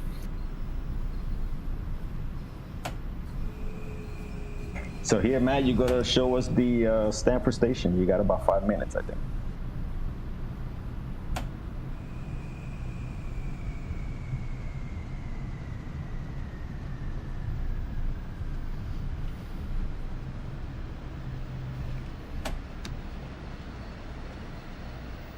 This station is Stamford.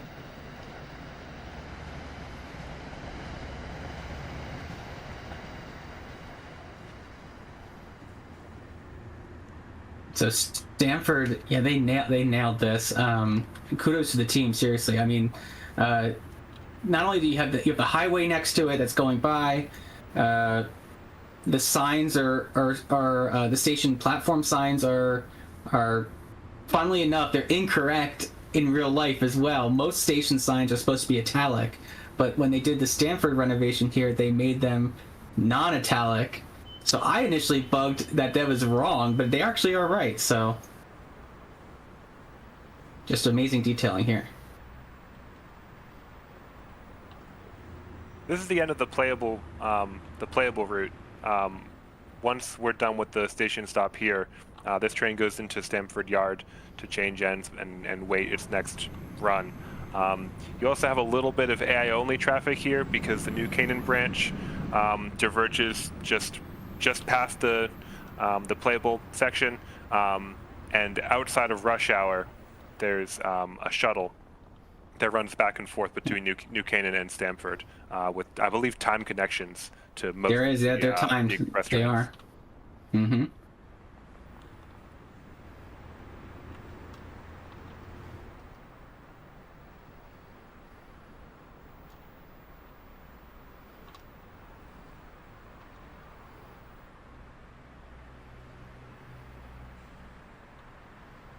Am I missing anything? Or do we? Have we caught everything we want to see? I think so. Oh, well, here's some platform announcements. Yeah. South Norwalk, Westport, Fairfield, Fairfield Metro, Bridgeport, Stratford, Milford, West Haven, New Haven, and New Haven State Street. Oh. A special New Haven State Street, so that only occurs during rush hours. Also, if you heard it, it said Fairfield Metro, which for 2015 was the name of that station. It's since been changed to Fairfield Blackrock, but at the time it was Fairfield Metro.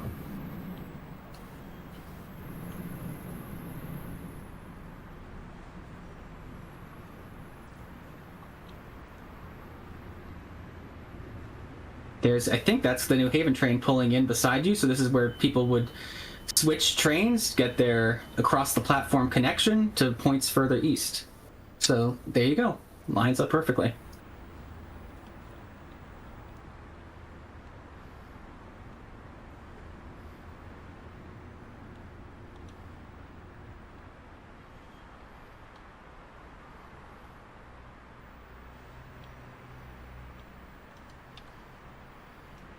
And so also, Tyler, the Amtrak stops here, right? I don't do. Do all trains stop here for Amtrak, or just a select few? All Amtrak trains stop. That's a good question. I'm 90% sure all Amtrak trains stop here. There are some M8 services that do not. Those stop at. There's an employee stop at the Stamford Yard, like shop building, and the way that I make those trains playable is they stop. Stamford trains that skip Stamford, M8 trains that skip Stamford, right, stop at the employee stop, and that's where you start and end your service. I'm pretty sure all the Amtrak services actually stop at the station, though, in 2015.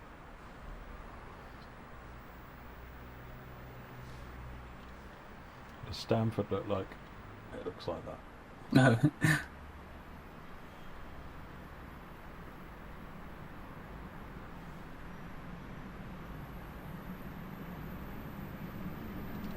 And then Penn Station's right next to it, or close by. I mean, it's a couple blocks away.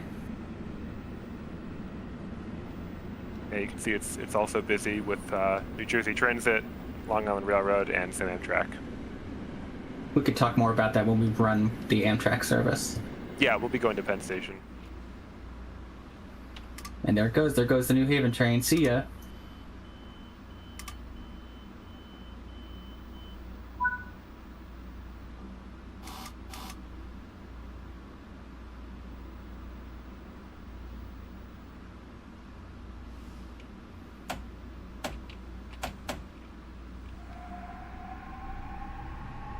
The other thing you have to remember with this is that it's got a holding brake.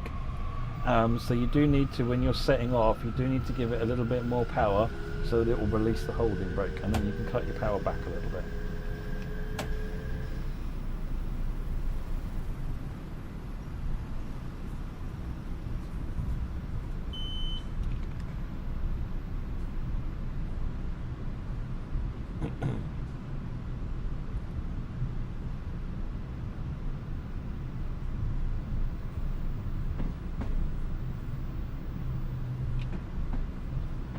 As you go into Stamford Yard, the yard itself is not signaled, so you have a signaled route in and out of the yard.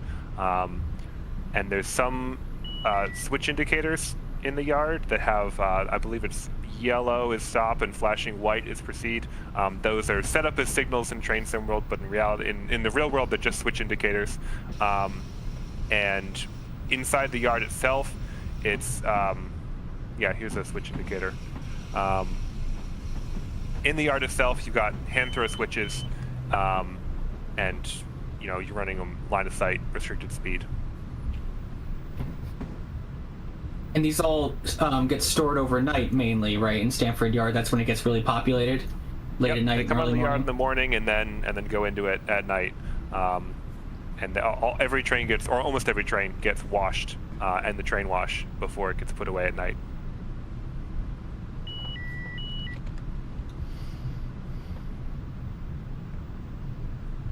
Okay, Pizza Battlefield says if you hold the controller in coast for 2 seconds, that allows the brakes to release normally. But if you just go straight to power, then that's when the hill start activates. Okay. And I can confirm that that's how it works in the game too. So Another regional, I think. nice. All right, Chad, have you seen enough trains yet? You counted them, Eddie, didn't you? How many is there that we just saw? Should be around 45. So there's a couple. Right, Eddie, Matt, what are we doing next?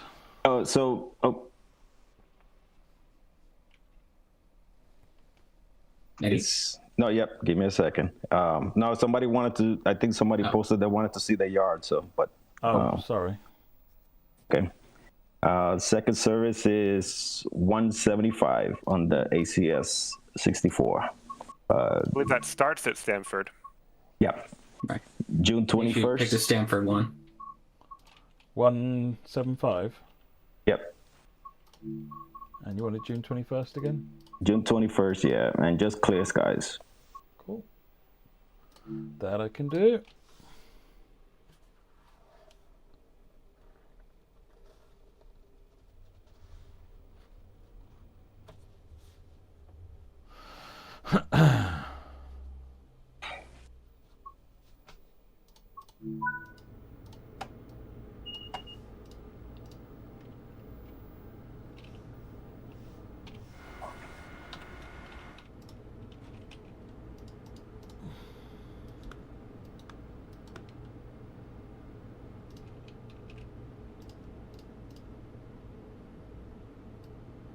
No, Harry, if you want to, in the meantime, ask questions. Yeah, because this would be an express run. Yeah, we could answer some questions. I think we could multitask. So with this Oh, look at this! We have double traction on here. Did you see that? I'll go back and have a look at the train. They wanted to have a look at the yard. Ah, yes. I just realised that the microphone was muted. Oh yeah, that's why I couldn't hear you. I'm like, oh. Yeah, my microphone's been muted for a while, I think. I was gonna wait a little bit so that I can find it easier tomorrow to timestamp. But I can just do it now. I can just check what time it is. I can just write down the time. It's easy as pie. Let me. Even though pie is actually really complicated, I've never managed to make a decent pie. I think we got most of them answered, and the hard ones we just left for Matt to answer. Nice. Yeah. It's gonna be so bright. Oh. And some of them I do, I'm asking the same thing, so he could hopefully give me an answer on live on stream, put him on the spot. Oh my god. I like that the first question is when does it release? It's because these are from pre like last Friday. I think I put this out, or was it? Might have been last Friday. Yeah. It's out now. It's out now. It is out now, and there's been a question about price. It is £32.99 British pounds, €39.99 euros, and $44.99 dollars. I'm just cleaning my glasses. I can't see because I got older. So now I have to wear glasses on stream. Okay. Oh, it's so bright. It's so bright, Google. Okay. Questions. So the first one we've just covered, which was when does it release? And what's the price? It's out now, and the prices I've just given you. What layers required for Stamford to get the full experience? You want to take that, Tyler? Yeah, Oh, I who thought wants you, to take sorry. it? Yeah. I'm happy to answer. I thought you were going to read them off. Well, I've got it in front of me. I could just do it if you. Oh yeah, that's fine. It's up to you, Tyler. Do you? Okay. I do not have it in front of me, and that's you're asking me to memorize it. Whoa! I You can didn't figure it out. memorize. You didn't memorize the entire list. Oh, I wrote the time. Well, tell you what. I'll give you the list, and you tell me if I've missed any. I was just gonna say we could make it interesting. Okay. So okay, the let's see. route comes with the M8. It comes with the SD40-2 and all the freight cars you need. It comes with the ACS64 and Amfleet coaches, so all that's included. You don't need anything else to get freight gameplay. If you want the Harlem and the Hudson Line train, you need the Harlem Line DLC. If you want playable Acela services, you need the Acela Express DLC. If you want AI Long Island Railroad trains at Penn Station, you need the Long Island Railroad Extended. If you want playable and AI New Jersey Transit trains, you need Morristown. You get a few more if you also own the ALP45, but you do not need that to get playable and AI services. There is one. You got it. Almost there. There's one more. No. There's one Amtrak work train if you have Horseshoe Curve. There you go. He got 100. He got 100. You got it. All right. Look at that. Almost like I've been hyper focused on this for the last 6 months. I have the Grand Central Terminal track Oh my chart God. burned into my eyelids. Like when I close my eyes, like on an old TV, I see the ladder into Grand Central. Yes. So I want to point out before we ask the next question that the ADU in the Amtrak trains, so in the ACS 64 here, it looks a little different than what we've seen in the past, because while we're in Metro North territory, the ADU displays the same kind of things you see in the M8, M7A, SR, M, L, and N in this section of track. And you'll see when we get to New Rochelle and switch into Amtrak territory, it'll go back and switch to what we're more familiar with from the other routes in the game. And so that's all it's all implemented here, and it works really well.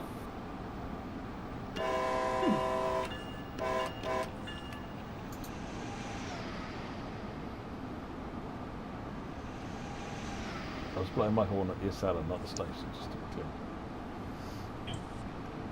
It's okay, Matt. It's okay. At least you turned the bell off. I know. You know, you weren't sat with the bell on for half an hour. Who would do that? I don't know. I don't know. Me? I can't leak that information. I see what you did there.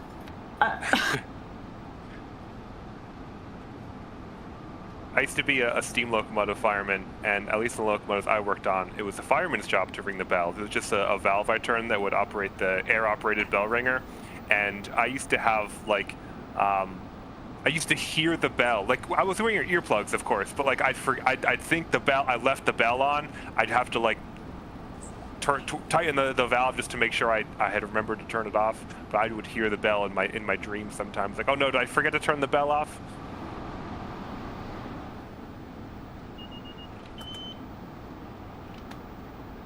I can't remember what I was on, but I had to call Jamie at one point because I was doing some capture.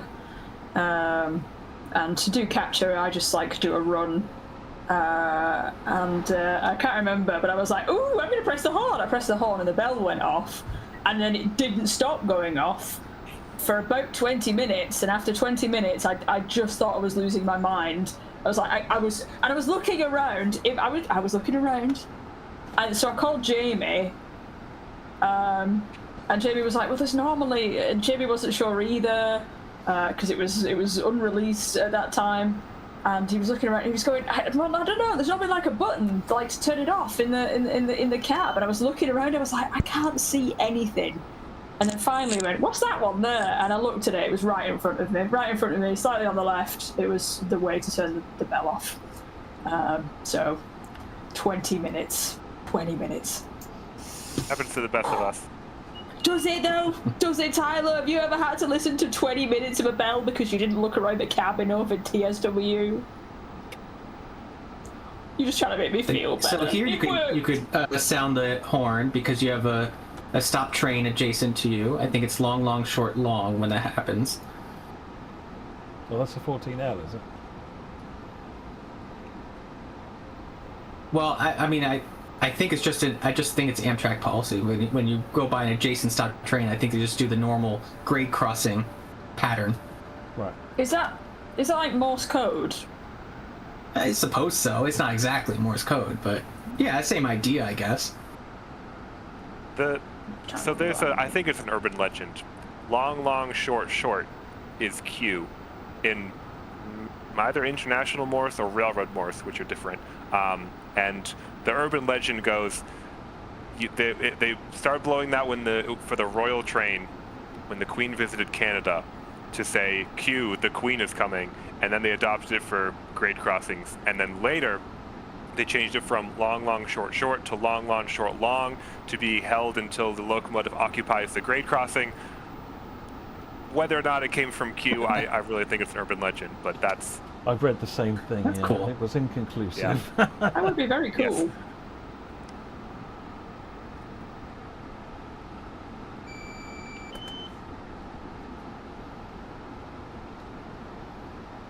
Q&A gang. Q&A.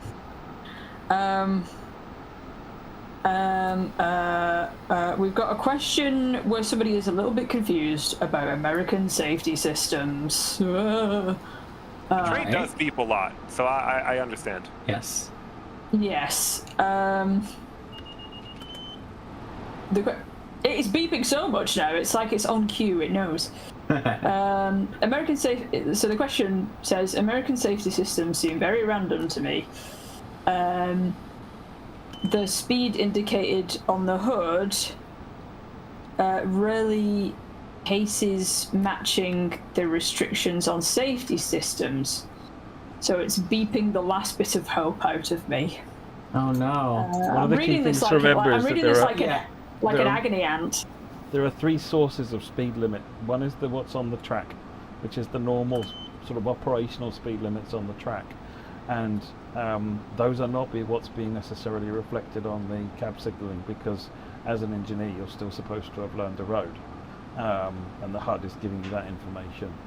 In addition to that, you've then got ATC and Access, which is two additional safety systems. ATC being the original one, which is based on what's going on with signals, and Access being the more modern one based on PTC and the positive train control.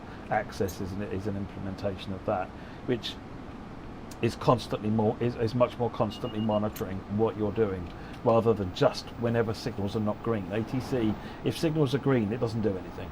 So you can speed round corners, do what you like, whereas Access is constantly monitoring. And the key thing to do basically is just follow the lowest speed limit that you can see, essentially. When you have reductions coming up, you'll get beeps.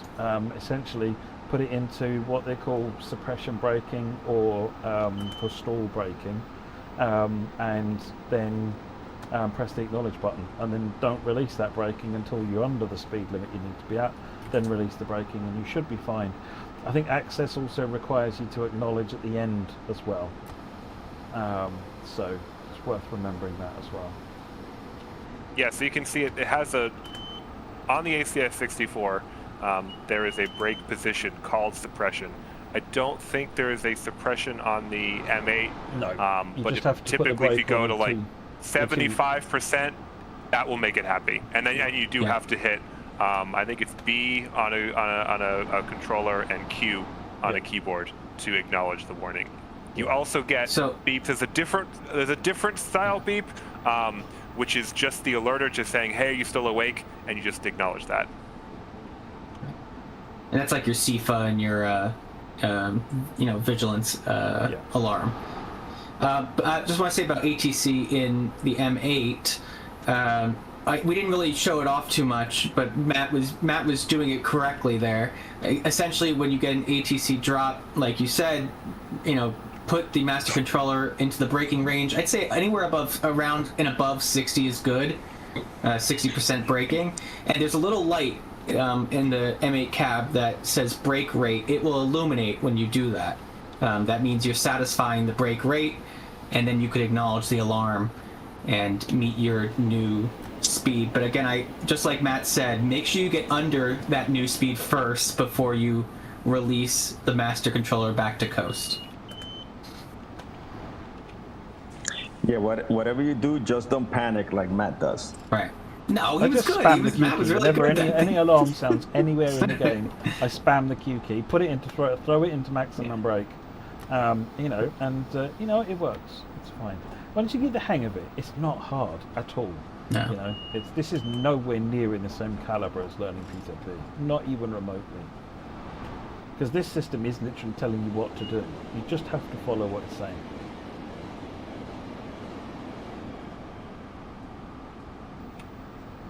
And I can happily say the brake rate does work. It's all good. Yeah, the brake rate indicator, the key thing. So this thing is talking about a suppression notch, whereas the brake rate indicator, which is a light, I'll show you it next time we're on the M8. Someone reminds me. The brake rate is measuring 1.8, 1.7 miles per hour per second deceleration rate. So you might find in different weathers, that might adjust how much you need to be braking by. Or realizing you're maybe in bad weather, you're not going to hit the brake rate, so you need to drive slower. Yeah.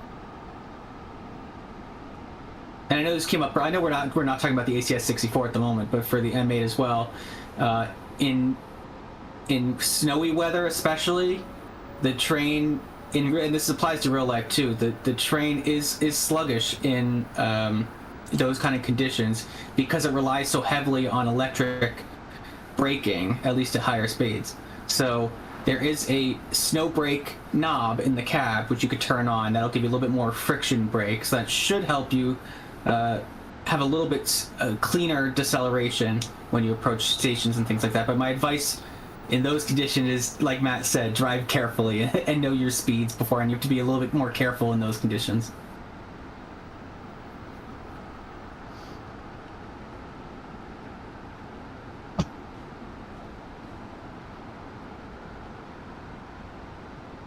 So this run, this ACS 64 run, some of these regionals stop in New Rochelle, right, Tyler? And this one's an express to Penn. Yeah. Yep. Yeah, we saw it earlier, when we very first started this service, but been in the cab the whole time. You got 2 locomotives in the front.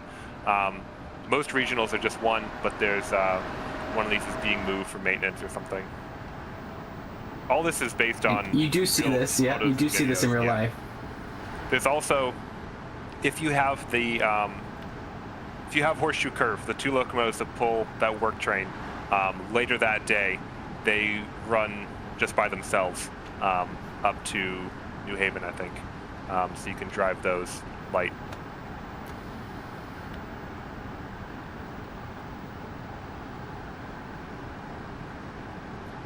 Is access similar to LZB? Closer. Yeah. Closer. I mean, it has so access has a braking curve when you are approaching a lower speed, and there's kind of 2 curves. It's a little complicated to explain, but usually you'll get an alarm first, and then there's what's after that is a penalty curve. So the basic thing is... That is pretty much how LZB works as well, to be fair. Kind of, right, exactly. If you're approaching a reduction, it will curve you down to that. Yeah. But yeah, it's, I think in a very simple term, similar, yes. The detail is obviously going to be different. And just a reminder to be careful a little bit in the M8. If you encounter the penalty curve, you will get a brake penalty. So anticipate the speed changes coming up and prepare accordingly. You should be able to get an alarm first, and you can move the master controller into the braking range to stay under that penalty curve, but you just want to be careful with it, or else it'll bring you all the way down to 0.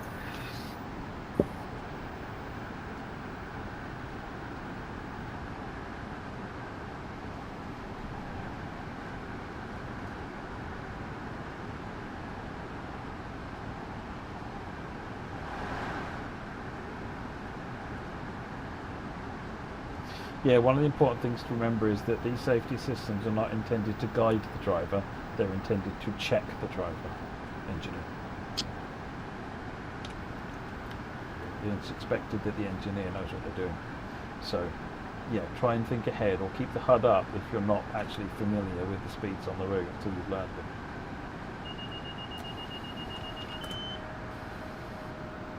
So here's an example in the ACS. Yep, you went to suppression, then you... And then I can release the brakes. Yep.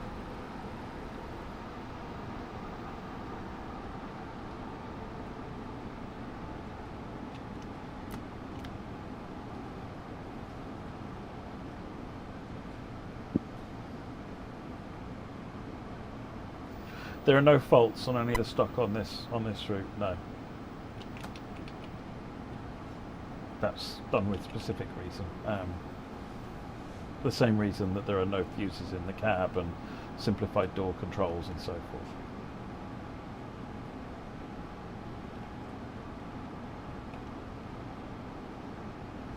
Crossing over here to track 2.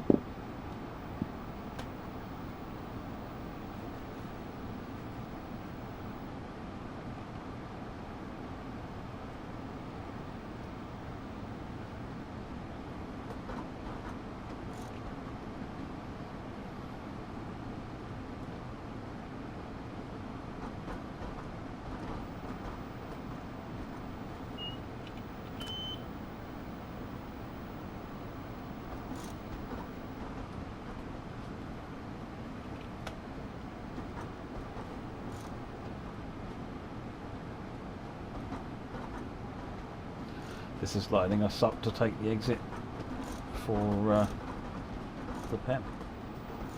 Yes.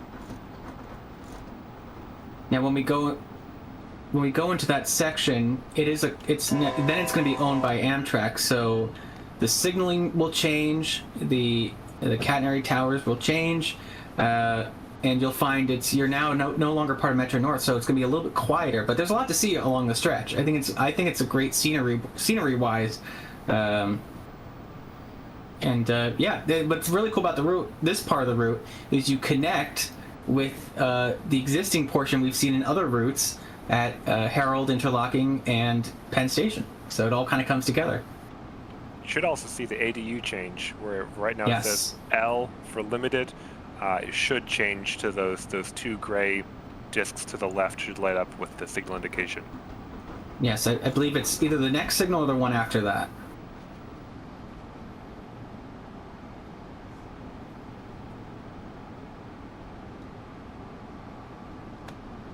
You know, the good old Pennsylvania Railroad discs. Yep. The position light signaling that we're familiar with. There we go. Oh no, it's N. One more signal to go, and then I'll switch over to clear 125, I think.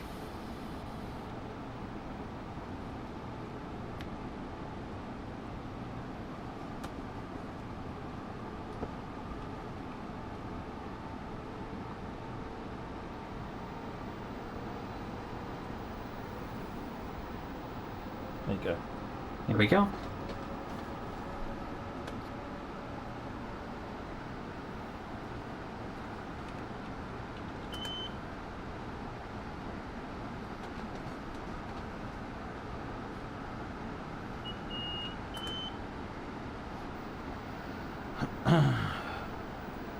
And soon we're going to be entering Eddie's area, where he's super familiar. We're going to be passing some good landmarks.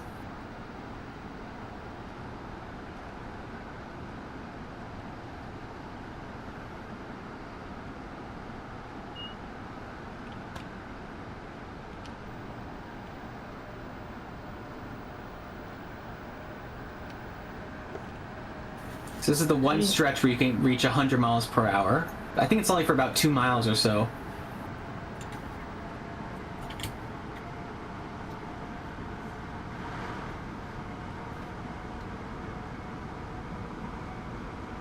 Yep, coming up on the other signal now. Drop to 45.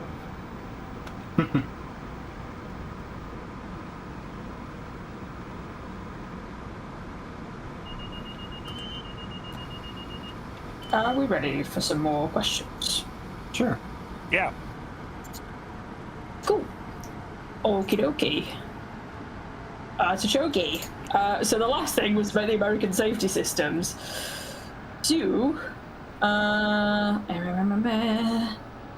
I'm reading. Okay. I mean, I can answer this one. With the M8 getting suspension, is it possible that we can see a... You're going to correct me for this, Eddie. LIREX M7? Yeah. And M9 getting it as well. We have no plans at the moment. It's a Matt question, yeah. No plans to upgrade those at the moment. Yeah. So here we're approaching the Pelham Bay drawbridge. It's a 45-mile-per-hour restriction over it. I love these huge towers. There's so much infrastructure in this area. They've just huge towers and wires everywhere.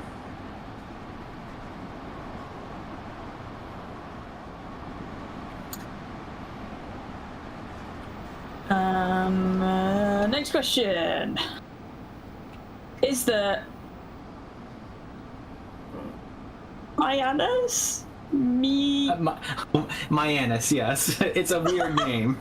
I was reading it and I was going... Yeah, I know. Yeah, Mayanus. Is the Mayanus? That's it. The railroad bridge. Stop it, you're making me laugh. I'm trying to be professional. My voice is breaking. Animated, like the bridge on Bremen Oldenburg. No, it's always down, yeah. but it does have the wire gap that it has in real life.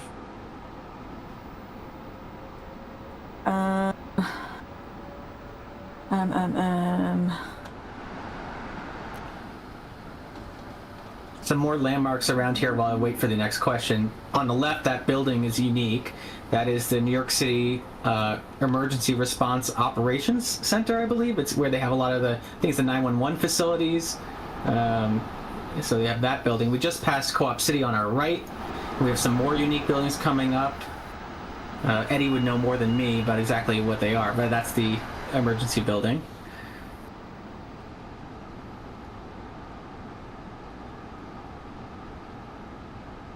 The next question is about... Go ahead. No, go ahead. If there's something that you need to point out now... Well, I think since we're on this segment now, we could talk about how this segment was featured in the original Northeast Corridor. But I mean, Tyler, you can talk about this if you want. That this whole area was completely remade. It wasn't deep copied, unlike the Harlem section. The track was relayed. All the scenery was replaced. Right, that's my understanding. Right, all the ways to Harold interlocking, I believe. Yes, it wasn't even like copied. They wouldn't even try to copy it. I think the only thing we reused was the bridge assets. Everything else was built from scratch because the old route was just too old. Too old. That's a good way of putting it.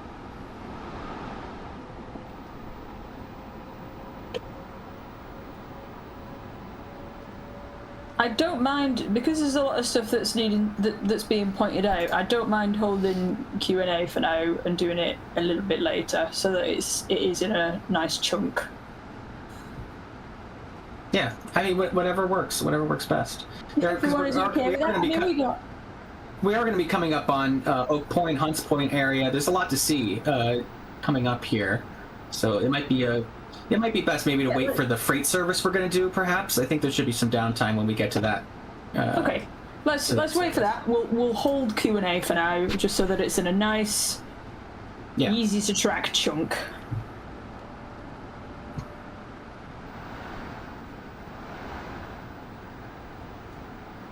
We've got 3 tracks here. The track on the far left is the freight track, the freight lead for Oak Point Yard. We're also coming up on, I forget exactly where it is, but there's an abandoned station over the track.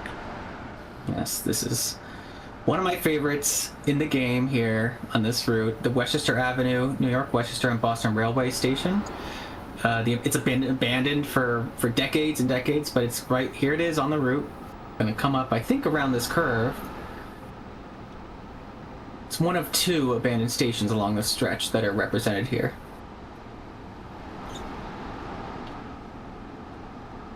Oh.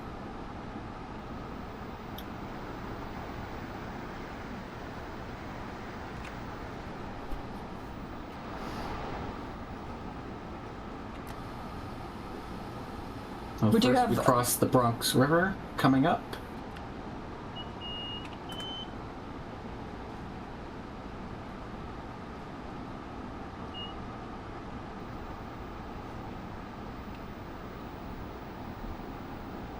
I believe it's right after this bridge, isn't it? Isn't this curve? Mm-hmm. Yep, there it is. And it's covered in graffiti and ivy, just like the real thing. So, yeah, one of my favorites. You get a better look of it when you drive a northbound service, too. There you go.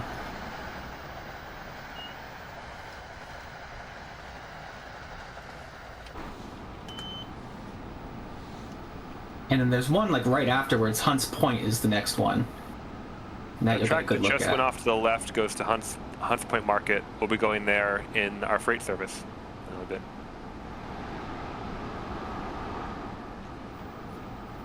There it is. Here comes Hunts Point. Another abandoned station.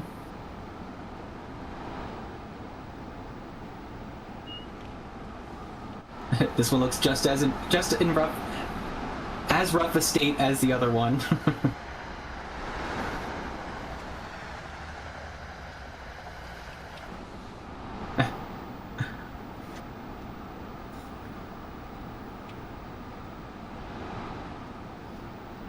Point Yard. And the infamous trash train.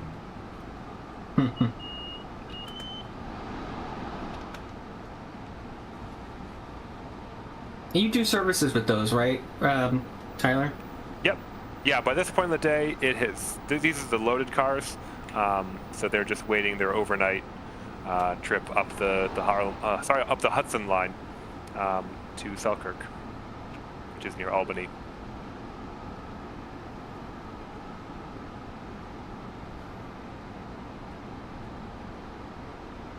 So in a couple hours, those will head up the Oak Point Link, go under the Harlem River Bridge. Yeah, near 125th Street.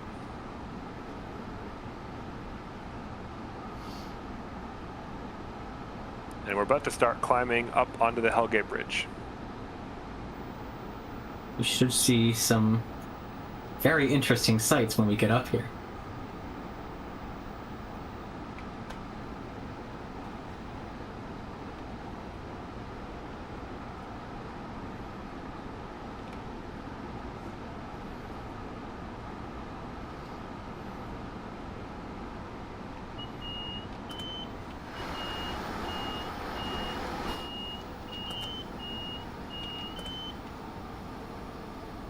Yeah, watch out for this 40-mile-an-hour curve.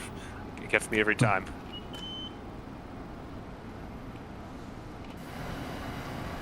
Building off to the left is the New York Post printing plant. You can deliver a boxcar to a newsprint to it as one of the freight services.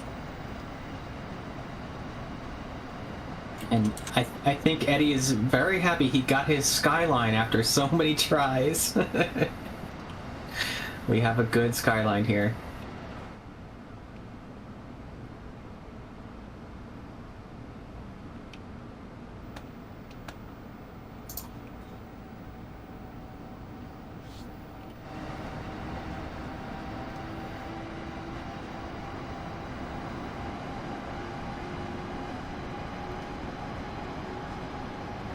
So on the right, there's the toll booths that were there at the time.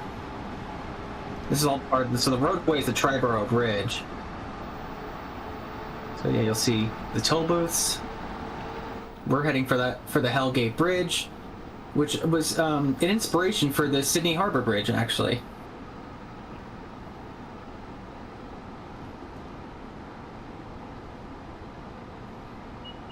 Also, it used to be 4-track, if I remember rightly. Yes. Yes. Correct. So you can see that there's 3 tracks that are unevenly spaced. And I know community members wanted to see up close the bridge as we go through it.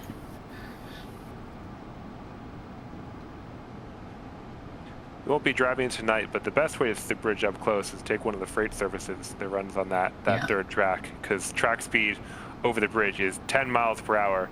It's grueling. Okay, good luck there. Yeah. And that is accurate. It's supposed to be 10 miles per hour. You're not supposed to go faster than that. Yeah. Yeah, it's all on signal. Yeah, 10 mile an hour restricted speed.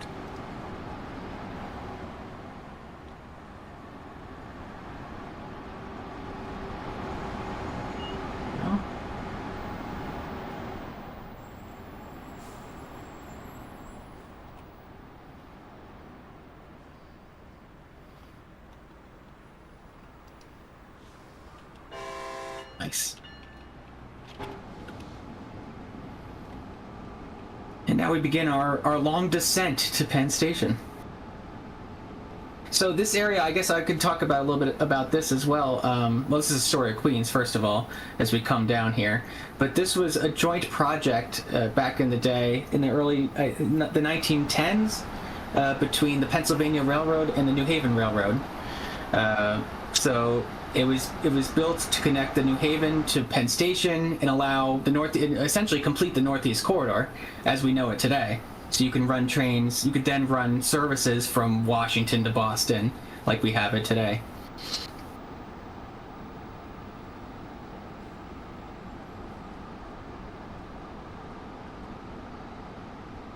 I think I learned working on this route.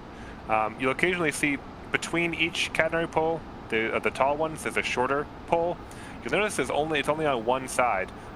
This is accurate, and its job is to sort of stretch the wires and keep them above the track on curves. Mm-hmm. Yeah, you see it mostly on curves. I think, yeah, mostly on curves. But I didn't know that those existed until we worked on this route. Yeah, I think that in the New Haven section between Woodlawn and Stamford, they used to use an older system of wires that didn't require those additional poles, but when they redid the wires in the last 20 years or so, because they were hanging them in a different way with less supports in between the towers, they had to add many of those additional supports.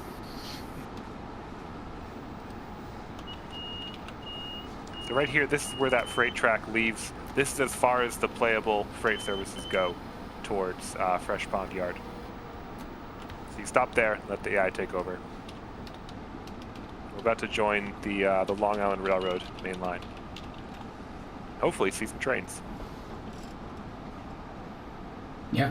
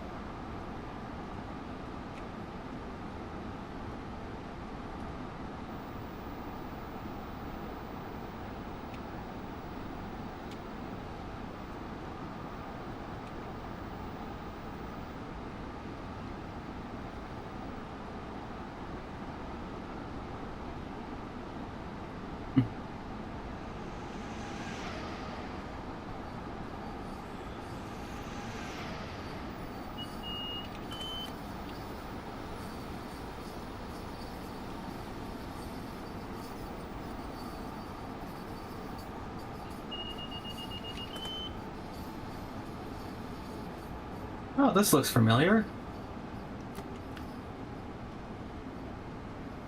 Yeah, so here's where we joined the LIRR.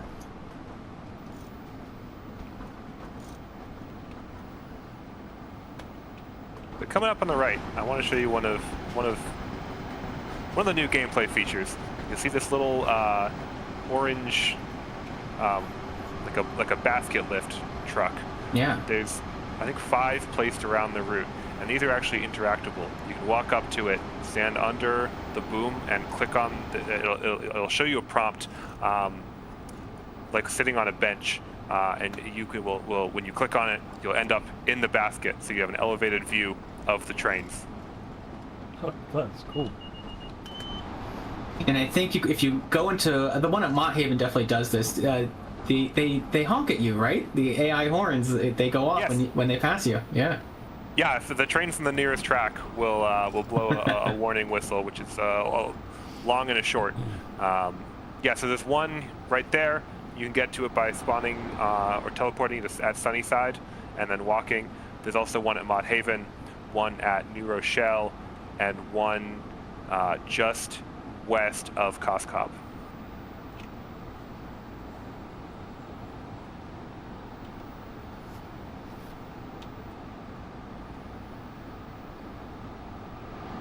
You can see based on the signals, there's some sort of LIRR train on the track to your right. There's a little bit of racing. I don't know how far back it is, but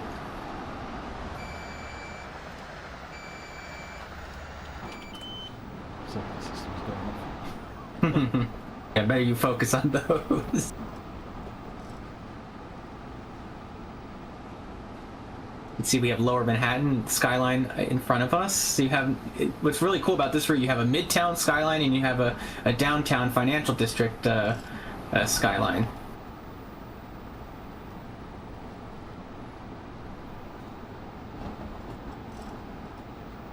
And then in a moment, there's no skyline at all. Right, go into the tunnels.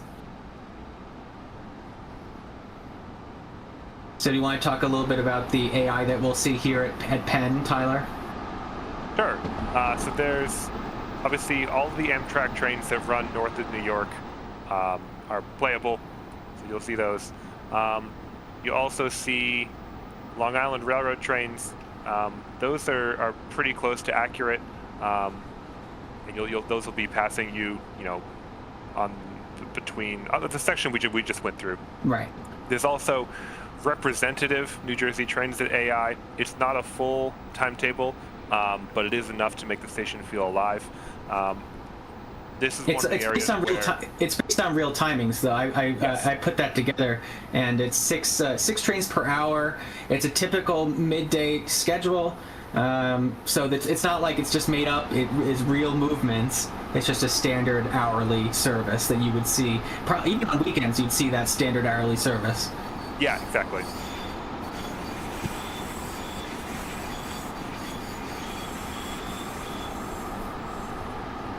And then we made one of them. Didn't we make one of them playable to Sunnyside as well? So you have the option to do some of those services as well. You have, if you wanted to, you can take it to Sunnyside and bring it back to Penn. Yeah, and they changed change directions, so you can play cab car or locomotive in either direction throughout the day.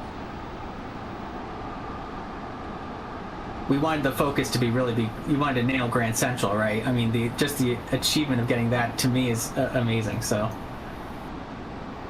Yeah, originally we only had the time to. It was the only scope for Penn Station was static trains, but thanks to the plan that you put together, Brian, I was able to go in and add those the New Jersey Transit layer just to flesh it out. Yeah, to have it move in and out, and it's I think it came out really good.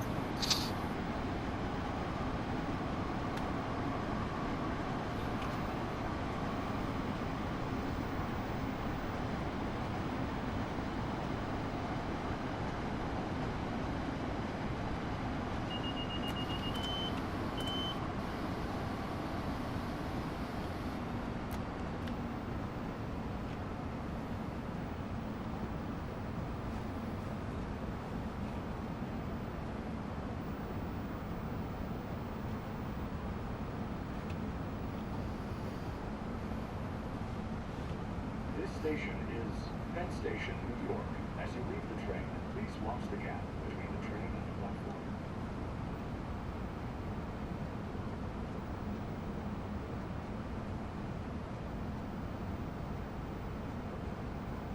I'm pretty sure blowing your horn in New York Penn Station was frowned upon, yes, Chris? Yes, you do not blow your horn. You have the bell on, but you don't have to use the horn here. It's also not Metro North Territory, so you don't have to. Right. Although, yeah, that's true. It's I was thinking because New Jersey Transit does require the same thing on its stations, but not Penn. Oh, okay. Yeah. Yeah. So like even with the M8, you also don't blow it in Grand Central. Right. Exactly. Right. When you approach, if you approach Grand Central, you don't need to use your horn either.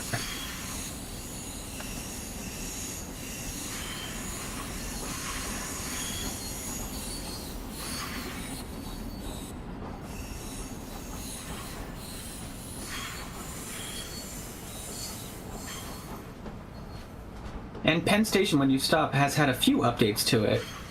In the concourse, some new decorations make it feel a little bit more like Penn Station, which in real life is a complete mess, but it's a fun mess. New hallways or new hallway textures too. Yes. Yes, I think they look like the New Jersey Transit concourse part of Penn Station. So if you get a chance, we can go up there. You can kind of see it a little bit from down here. Yeah, it's fun to see M3s when we saw M3As to begin the stream, all in one route.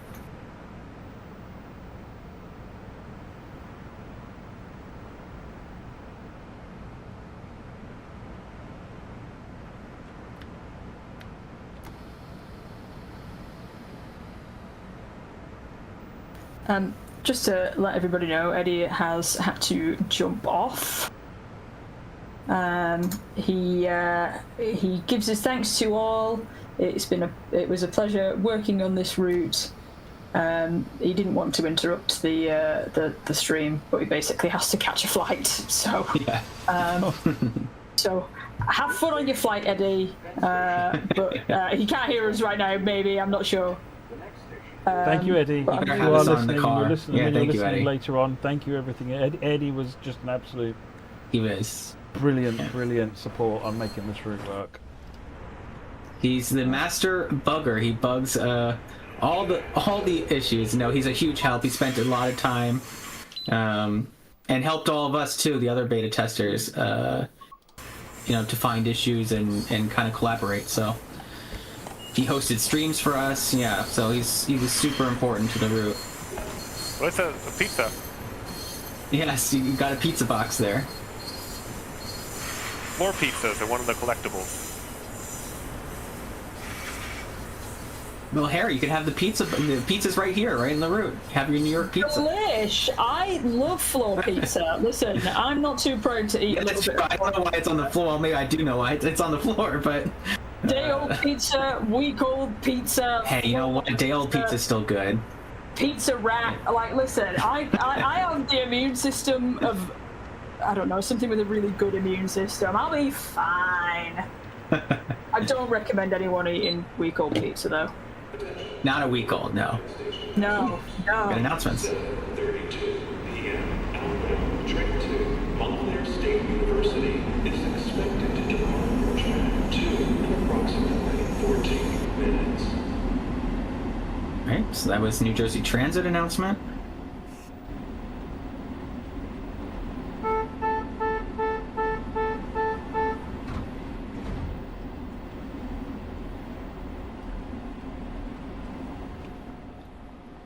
Yeah, this is a massive upgrade on what used to be. And so you'll see ALP 46s, you'll see, yeah, because this was just a plain hallway before. It was like, it was just, I don't know, gray walls. But now it's actually representing, it's a little bit closer to how one of the concourses in Penn looks.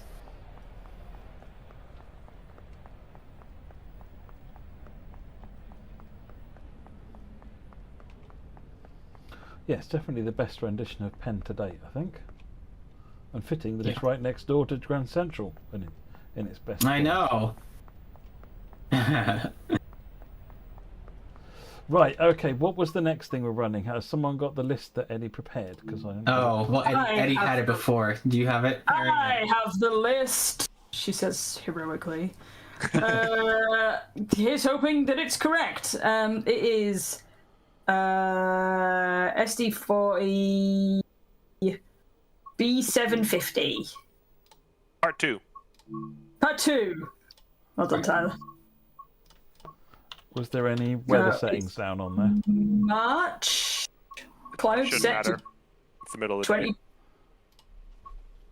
Well, I've got instructions here, Tyler. I've got instructions. I bow to those I with know. instructions. Well, it's, to be fair, March, the March should be good though. It's 2 o'clock in the Yeah. afternoon. To be fair, the instructions are 20% cloud, so you were mostly pretty much right. You were pretty much right, Was that it Tyler. for the instructions? I'm March just being 20% sassy. cloud. March 6th, 20% clouds. Yeah, that's it. Part 2, E750.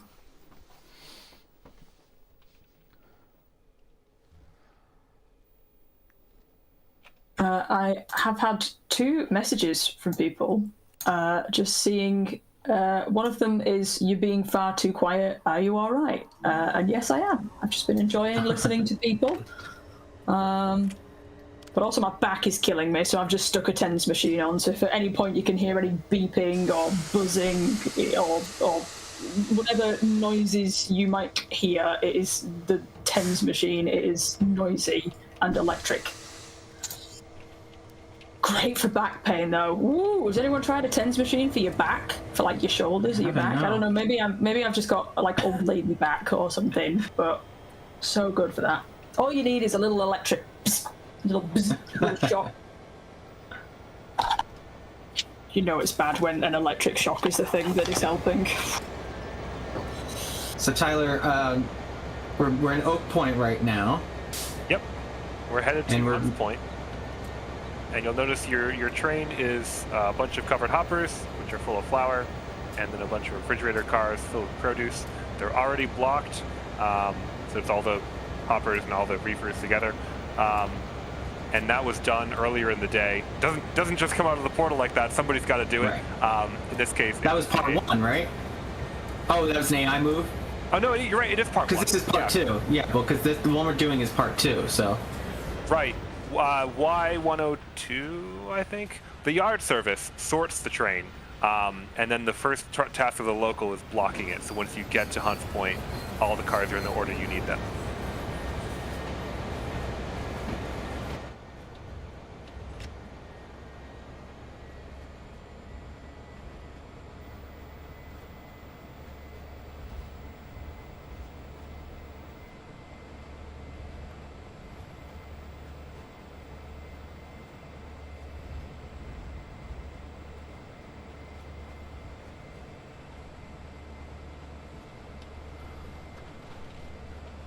This might be a good place for more Q&A, Harry. Yeah. We're going slow, and We're not a lot to chilling. see. We're chilling. Okay, we're chilling. Okay. So I'm just going to start from the beginning, just so that we have a nice Q&A section that we can refer back to. So it's the Q&A song. Okay, first question is one for Harry. When does it release, and what is the price? It is already out. It is out on Xbox Series X and S, PlayStation 5, Epic Games, and Steam. It is not out on Gen 8 consoles. The price is £32.99, €39.99, or $44.99. The second one, I don't want to make you do this again, Tyler, but the second one was, what layers are required for Stamford to get the full experience? I do have this information in front of me. But you leaned forward. Like got the second time. Okay, you ready to go? Okay, let's go, Tyler. Okay, so the Metro North M8, the Amtrak ACS64, and the CSX SD42 ship with the route, including all of the freight cars you need for the SD40-2. All of that's included. You get additional services, and I'll go through those now. To get Harlem and Hudson line AI services and playable and AI services in Grand Central, you need the Harlem line DLC. To get playable Acela services, you need the Acela Express DLC. To get playable and AI New Jersey Transit services near Penn Station and along the route, you need Morristown. To get AI Long Island Railroad trains near Penn Station, you need Long Island Railroad Extended. And to get a single Amtrak work train and 2 light engine, a move after that, you need Horseshoe Curve. I feel like I missed one. You got it. You got it. Did I get it? Okay. I think so. We've got in our lovely dock here. We've got Harlem Line, Amtrak's Acela, LIRR Commuter, LIRR M3, Morristown Line, NJ Transit ALP 45, and Horseshoe Curve. That is the 2 I missed is the Long Island Railroad M3. I forgot that's a separate local DLC. You don't need that to get Long Island Railroad trains, but it will give you more. And you also don't need the New Jersey Transit ALP 45 to get New Jersey Transit services, but it will give you more if you have it. Perfect. The next one was the complicated one because it was about American safety systems. And beeping American safety systems seem very random to me. The speed indicated on the hood is really matching the restrictions of safety systems, so it's always beeping the last bit of hope out of me. I think the too long didn't read on that is follow the lowest speed you can see and press the acknowledge button, which is Q on the keyboard or B on the controller, until it stops beeping. No, there's part of that is you have to slow down to the. I think the first thing that I advise people do, especially in the M8, is to immediately move the master controller to at least around 60%ish. It's around there, and then you could acknowledge. It'll turn off the alarm once it meets in the M8 the braking rate, and you should be okay. Like I said, you should. Like we said earlier, it's best to have the HUD on if you're unfamiliar with the route. Know your upcoming speed limits and try to be, approach it carefully. And it shouldn't. And when you do that, when it beeps at you and you acknowledge, you shouldn't have too much difficulty. But my general advice is for cab drops, immediately move into the braking range. Then you can acknowledge, and you have to meet that new speed before you go back to coast. And for the ACS 64, you specifically need to put the brake into suppression to suppress the penalty brake. It's also around 66 or 67%, I think, in the braking range on the ACS 64. Something like that. There are more knowledgeable people here than I that have answered that. Thank you, folks. The next one was one for Harry or Matt. With the M8 getting suspension, is it possible that we can see the LIRR, EX, M7 and M9 getting it as well? The answer is we don't have any plans for that currently. Not on the roadmap at the moment, no. Not on the roadmap. There's a couple of questions. There's a couple of questions that are. Not happening. Yeah, there's a couple of questions that are asking about is this coming, or if it's not been mentioned on the roadmap, we can't talk about it. That doesn't mean it's not happening ever. That doesn't mean it is definitely happening right now. We're bound by the laws of we're not working on it, or when we can't mention anything. I'd rather say it isn't happening, and then surprise you potentially, than say is happening and disappoint you potentially. We've fallen into that trap in the past. We've always said, now we will tell you it's not happening, and then maybe change that later on, because that's a lot more palatable than the other way around. So, not happening, no plan for it at this point in time. The next one is the fun question. Is the Mianus, yeah. Mianus Yep. River Railroad Bridge animated like the bridge on Bremen Oldenburg? And the answer was no, it is not animated. But we do have the wire gap over it. Yeah. And pantographs stay up when you cross it too. You don't have to lower the pantograph. There's supposed to be a gap there, and you're supposed to keep the pantograph up the whole time. Really? Yes. Oh. Because the way it's designed, it is the wires themselves go pretty high at that point, the highest that the pantograph can extend. So naturally, it's in its highest state, and then it catches the wire when it reappears on the other side of the bridge. Essentially, that's how it works. Got it. Okay. The next one is on performance on consoles. It's about FPS, and Xbox is getting 30 FPS at rush hour, and PC is getting around 40 to 50. But obviously here it just says, for Xbox users, we recommend that you finish sessions, go back to the menu, and then come back in, and that helps essentially... It does. It caches the route, and it should start to perform better after the initial run as well. I would actually suggest that for everybody. The dispatcher does not handle the U.S. Signal system very well. It does not like when multiple trains can be in the same block, so you occasionally get some log jams that are just due to limitations of the dispatcher.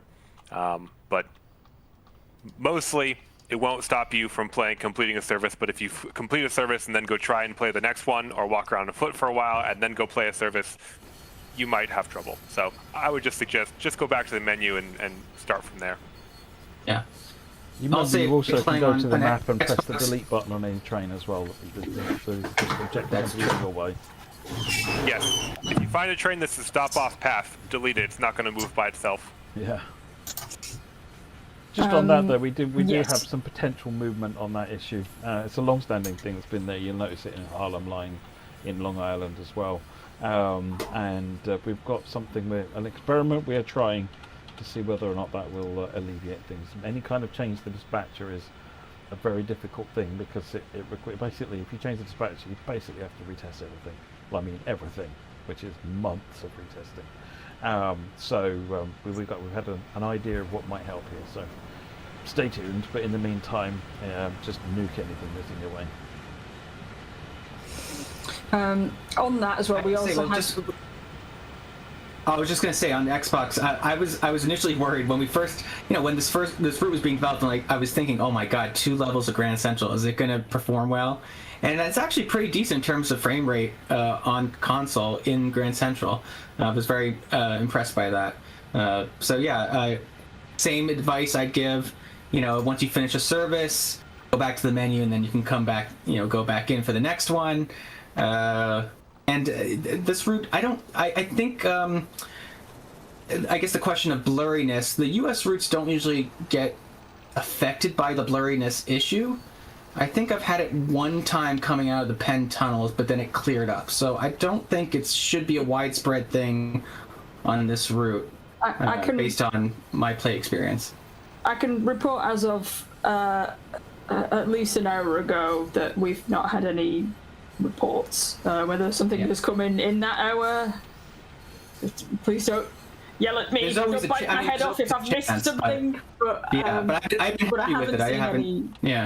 To be fair, Rivet the route actually had a bunch of changes done to it, taking into account the learning so far from texture pooling and so forth. So this is sort of one of the more advanced route from that perspective in terms of doing a bunch of texture optimizations. So it's not by accident that it shouldn't be happening on here. It's intentional.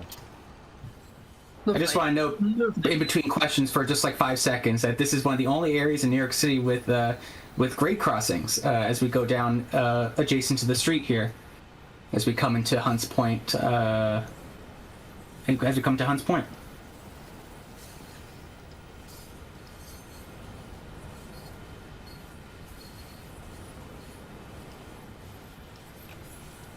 Sorry, I'm just moving the tens machine. I'm moving it. I'm basically moving this. This is just being moved around tonight. This is just like it just stopped. So I'm like, no, I'll move it.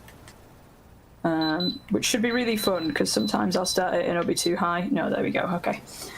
Sometimes I'll start it and it'll be too high, and that is bad.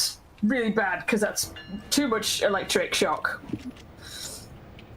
Okay, so I hope that answers people's questions on performance. This is another roadmap related one. Can the SW1000R return one day? It's not actually. I did ask the team about that because I was curious to see if we could do something with the SW1000R, even if not the SW1000R. I believe it was based on an SW9 or something like that. So with some different sounds, maybe it could come back as an SW9.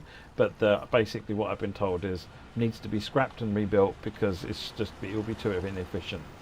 It is the problem with some of these really legacy models is that they two models that look the same are not the same, and the SW1000R is an example of one of the older models, which is, with hindsight, very inefficiently modelled, but how we would do it now. So it would need to be redone from scratch. You wouldn't want to do it, use that model as it stands. So at the moment, no plans at all for bringing that back. I tried, but no, there's no options there, I'm afraid. You gave it a go, though. No, I really like the SW1000R. It actually had a really good sound set as well. Thank you for answering that, Matt. Are there any plans to add any TSW6 features to any of the layered trains like the Acela? No. Although the Harlem Line trains got some work on them, didn't they? They got whistleboard support, and I think they had to be upgraded. Yep, cap signaling and the destination boards got updated for TOD 4. There you go. And was headlights adjusted as well? I think I saw that too. On the M7A, yes. I think the headlights got find all the adjusted for TOD 4. Yeah. Yeah. GTA Sandman says, what about the Amtrak cab car? The Amtrak cab car has been back in the game since Trenton, I think. Yeah. It doesn't run any of the services on this stretch. So that's why it's not here. No, the cab car only runs south of New York. Right.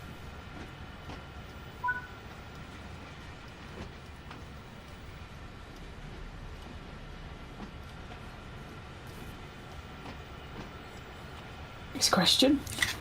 Sorry if anybody in the Discord just saw me freaking out. I just grabbed the TENS machine was peeling off, so I just grabbed it with my hand on the wrong side of it.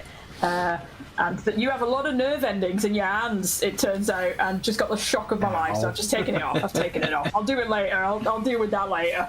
I'm an idiot. Oh my god. You can tell it's been a long day when you grab hold of a medical electrical device with your hands while it's on. Oh my god. Could you believe I used to be a hardware engineer. I used to fix PCs for a living. They gave me access to electrical equipment and I'm still alive. A miracle. Okay, so it was since station/platform announcements were branded as a core feature, will these be included in the new pack? Yes, we have heard. We heard a nice array of them. The M8 has its announcements that sound very similar to the real thing. The M8s in real life used real recordings up until pretty recently, but even they had to replace their real recordings with an AI voice that sounds very similar. But yes, so that's all in. They say the exact right things. I can recite it. I'm not going to, but you can recite the sayings that the announcer does in the M8. There's platform announcements in the Metro North style as well at all the Metro North stations. Penn Station has its own announcements, and I believe Grand Central has its own style of announcements too.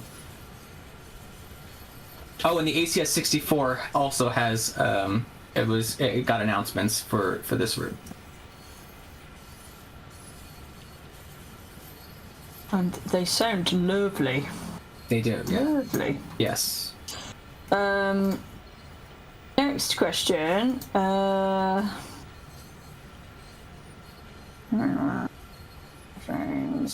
This one, here we go. Here we go. I lost my place. Would you consider updating other surrounding DLCs like Harlem Line, LIRR, Commuter, New York Trenton, or Morristown with lighting and freight services, or better performance / optimization? There's currently no plans for that, if I'm right there, Matt? Correct. I am right. But it is something that, you know, I can at least be feeding back to people, because it's a comment I've seen a few people make. So I can take that comment and fire it over to the relevant people, and you know, we do have discussions about this. Obviously, Matt mentioned earlier that he spoke to people about the SW1000. Am I saying that right? SW1000. Is it the 1000? Okay. I just find it easier to spell them out. So it's something that we can, you know, that I can at least feed back is a want. This one is a nice, easy one. Do the amphitheats also have suspension? I think they do, yes. I'm pretty sure it says here. It says here there's a confident yes, the amphitheats have suspension. Yeah, Eddie asked me about that. We looked into it. I'm pretty sure the answer was yes. So. Okay.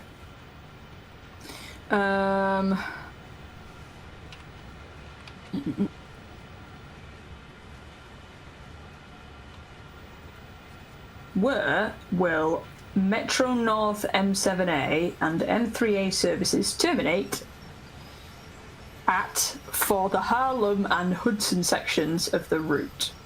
For the Harlem line, they are playable southbound from Fordham to Grand Central, and northbound from Grand Central to Botanical Garden. That's just the way the dispatcher works. And then for the Hudson line, they're playable between Grand Central and Yankees East 153rd Street in both directions. Any trains that don't stop at those stations, only stop at Grand Central, like the express trains, are not playable. They're AI only. But they are in. Yeah, all of them are in. Not all are playable, but I believe it's the full Harlem and Hudson that are electric trains, the electric services. Yeah. Right. Yeah, there's nothing standing in for the dual mode P32 services. So there's space if they're ever made in the future. No plans, but there's space to add them, and there's nothing replacing them. Harry, what's next? I can assure you the Grand Central is very busy without them currently. So next service is just 5 minutes show and tell, spawning in at GCT at 4:30 on June the 21st. So I think this is just to show the movement of trains in and out. It should say Grand Central, not 125th. 21st? We could do 25th. What does it say? I want to follow what Eddie wrote down, because he already checked everything out. It says spawning in a GCT at 4:30 on June 21st. All right. Okay. But we do have another service that's also on June 21st, so I'm guessing. Well, you won't see much of the weather. You're inside the train shed, so I think we're just seeing how busy it is at this time of day. I think that's the goal, and walk around. I think we should walk around, go between the levels as well. That's the other thing. All right, so we spawned there's a collectible. Hey. Nice. It makes a really fun sound when you run into one. It goes like whoop. All right, so it's a lower level. Again, all new for this route.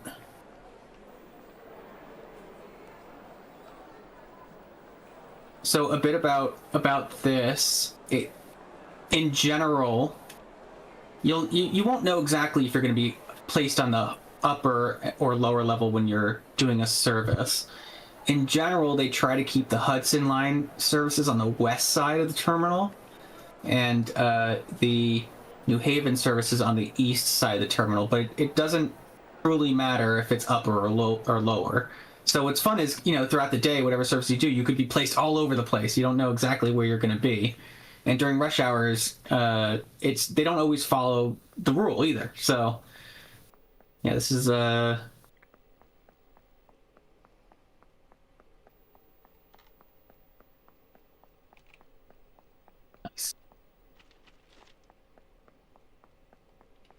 Did we skip to upstairs? Yeah, this is still the lower level. Is it? Oh, But we can go to the elevator. So this is the north end. If you look at the map, you could see things moving in and out.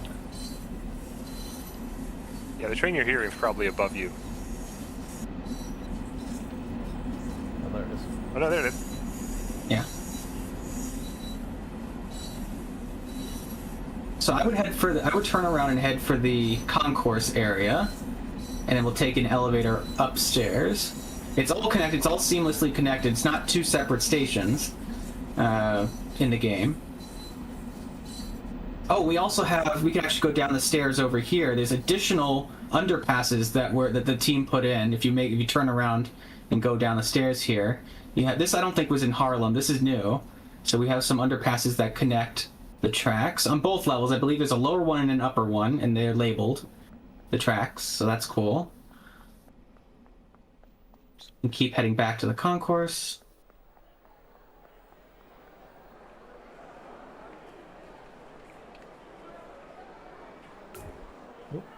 Lift up another statue. Nice. So talking about Grand Central, like the rest of the route, we're modeling Grand Central in 2015. At that point, the Grand Central Madison concourse of Long Island Railroad was not there yet, wasn't finished. I think they were starting construction, but it was after they decommissioned the lower level loop. So we have the loop, but it's not the lower level loop, but it's not used because it wasn't used in 2015. They were preparing to demolish it to build the concourse for Grand Central Madison. The upper level loop is used, but mostly by trains headed to the yard. But there are some trains that are deadheads that depart from platforms, I think 39 to 42, like the far west end of the terminal. Yeah, so on the west side, it's between track 38 and 42, because those used to be the long distance arrival platforms, and so those were, because you had like local haul trains at the time, they would go around the loop and go to the yard. So it's the 5 tracks on the west side. So Matt, I see you're looking for the elevators. If you go down back to the platform, there's actually 2 concourses here. So you're on the middle upper concourse, if that makes sense. It's very complicated here at Grand Central. So if you go down to the platform and turn around when you actually get on the platform. Yeah, there you go. And now this is the lowest concourse out of the 3 of them. All right, there should be elevators, I believe, on the right side. I think there's 2 spots here. If you make a right. The sign should tell you. It should say elevator to. Yeah, you can see the sign over there. There it is. There it is. And then if you make a left. It's behind the wall. Yeah, oh. There it is. So this is one set, and I believe there's another set on the east side. So we go up.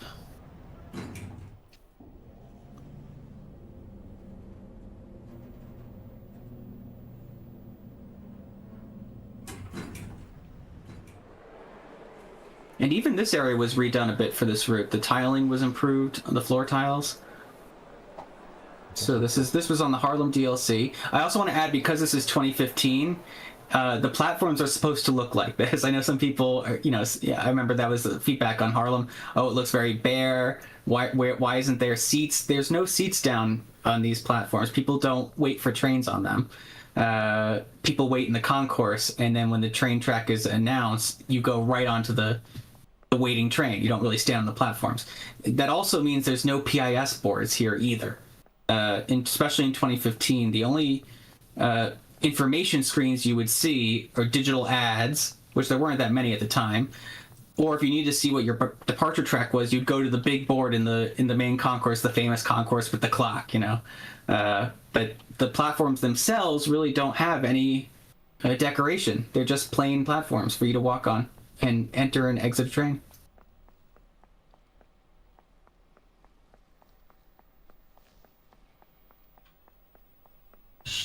So this was mentioned as 5 minutes.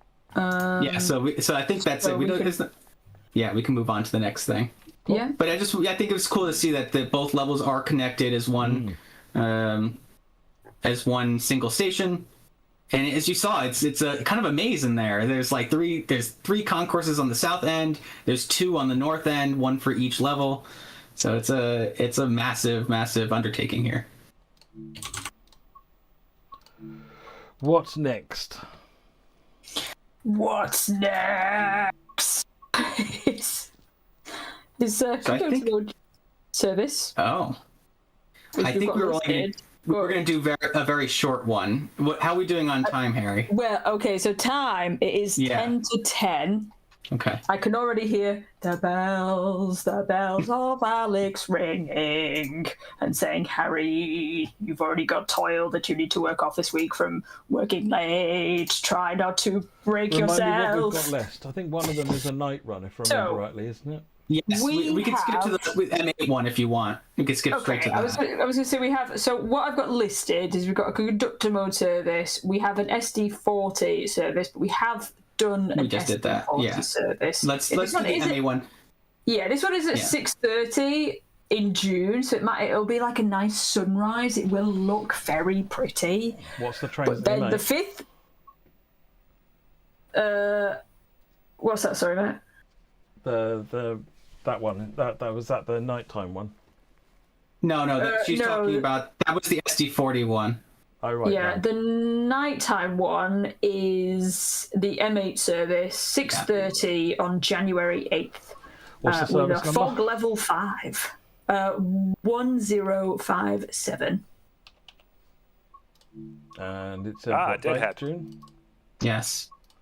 January. Oh, January. Because then it'll be. What date? We want to do a nighttime service. January, or what date was it?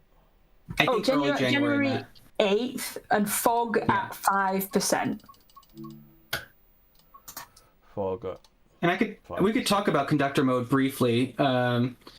It works. First of all, which is really good. The door controls are simplified, but they still function. You could take tickets, especially on I recommend doing the local ones, the local services, because there's a lot of stations. It's really challenging to make sure you select that the tickets are correct, and there's a lot of passengers. So, yeah, if you get a chance, on your own time, do conductor mode. It's fun. I do need to also finish the Q&A as well. Yes, do that which we can do during this. Yeah, we can do during this, because I don't think there's any stops on this, so you can just keep rattling them off as we go. We just want to show off the night lighting a little bit, and this is also, you're going into the city as well, so you should see some good skyline action as we get close. But yeah, keep asking questions. Okie dokie.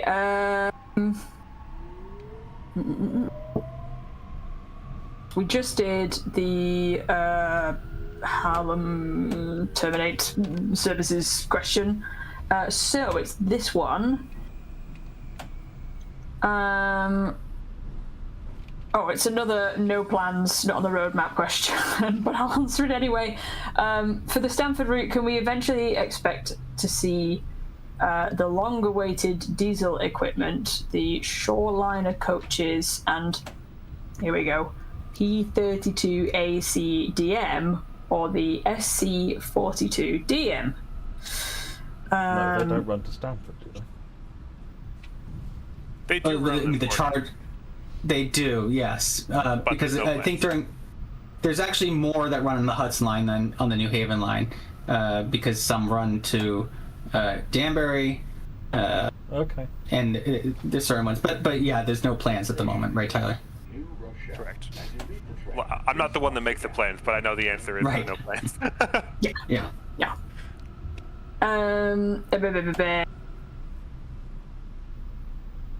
Okay.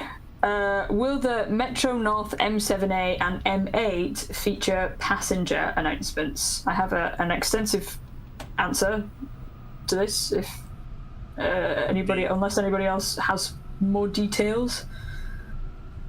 I thought it was. I can answer. Go ahead. I mean, the M8 for sure does. It has all the announcements on the interior. The M7A I don't think has announcements. I think that was just those core fixes. No announcements for the M7A. But the M8 yes, and the ACS 64 yes. That is correct. No, not have passenger. Yeah, okay, that's bang on. Yes. Next one is will the physics be adjusted on the M7A? It felt overpowered in the Harlem line route when it came out. It sure is a rocket on that route. Is it? Okay. It is. Well, you know what I do? I did, since I know it's a long-standing issue. There's the breakers in the back. I always turn off the back motor. There's a breaker for it, and it cuts the acceleration in half, makes it much more smooth. But yeah, it's a rocket, that M7A. Okay. So yeah, that's what I recommend to do. Yeah. That's a good little life hack there, because yeah. The M7A is a layer for Stamford, Right. so that hasn't been, the physics haven't been adjusted on that. Is the famous clock in the center of Grand Central Terminal featured? And are there working? Not. It's the concourse itself. So the concourse itself is not in the game. It's just the platforms and the connecting concourses, not the main concourse with the clock. And the next one was, are there working elevators? Yes. Yes. At quite a few stations. Perfect. Yeah. And We saw one briefly at New Rochelle. Yeah. Yes, the escalators move at Stamford, and is there escalators at other locations? At least at Stamford, there's escalators.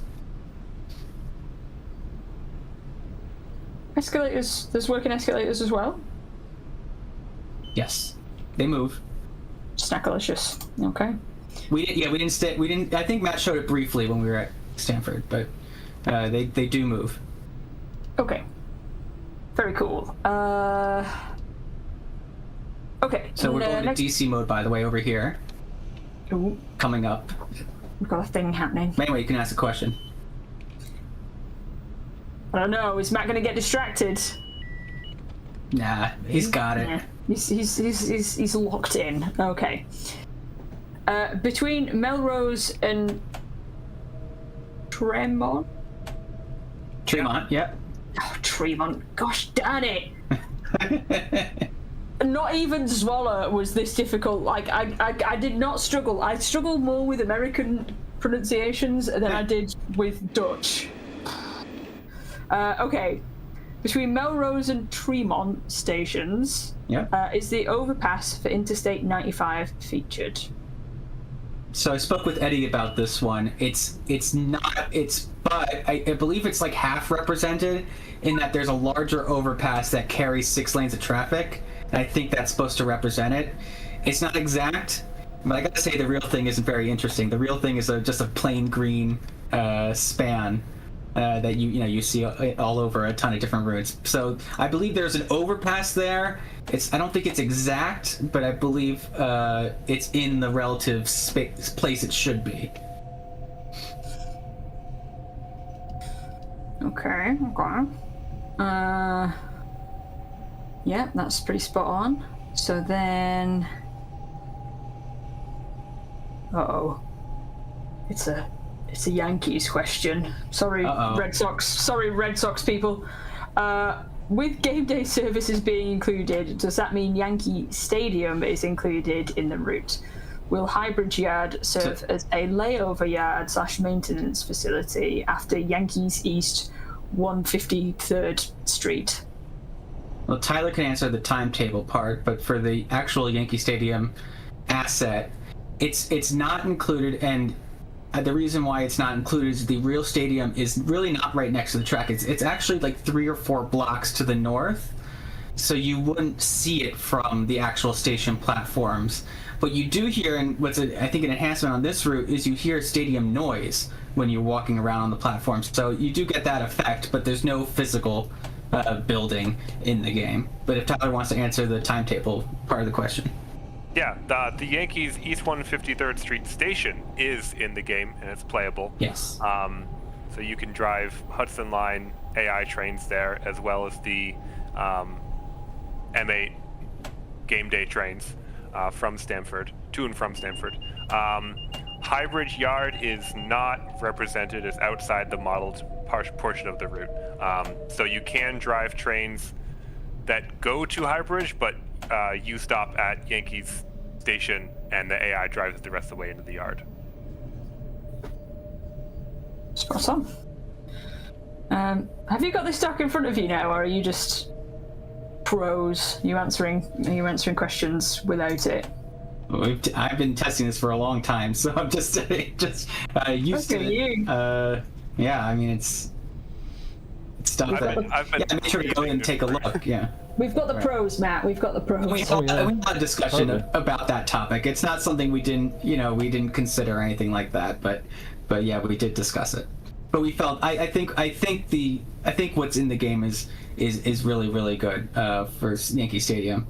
The station itself has some unique assets to it. I don't know if we'll have a chance, probably not in the stream, but it has a few different looks to it because it is a special station, similar to how it looked on Harlem, and it has those game day services, which uses a special track to get to it, which you don't normally use because the ones that come from Stamford, well, how do you get to Yankees from Stamford? There's a special curved track that you use just for those services. So it's a unique thing in the timetable that you normally wouldn't do. Okay.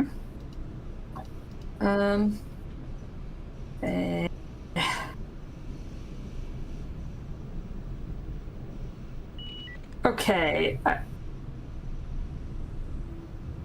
We done? Are we done with our beeps? Beeps and boops? Yep. I think it's good. For at least 3 seconds. Okay, so this is a question that we've been asked a lot.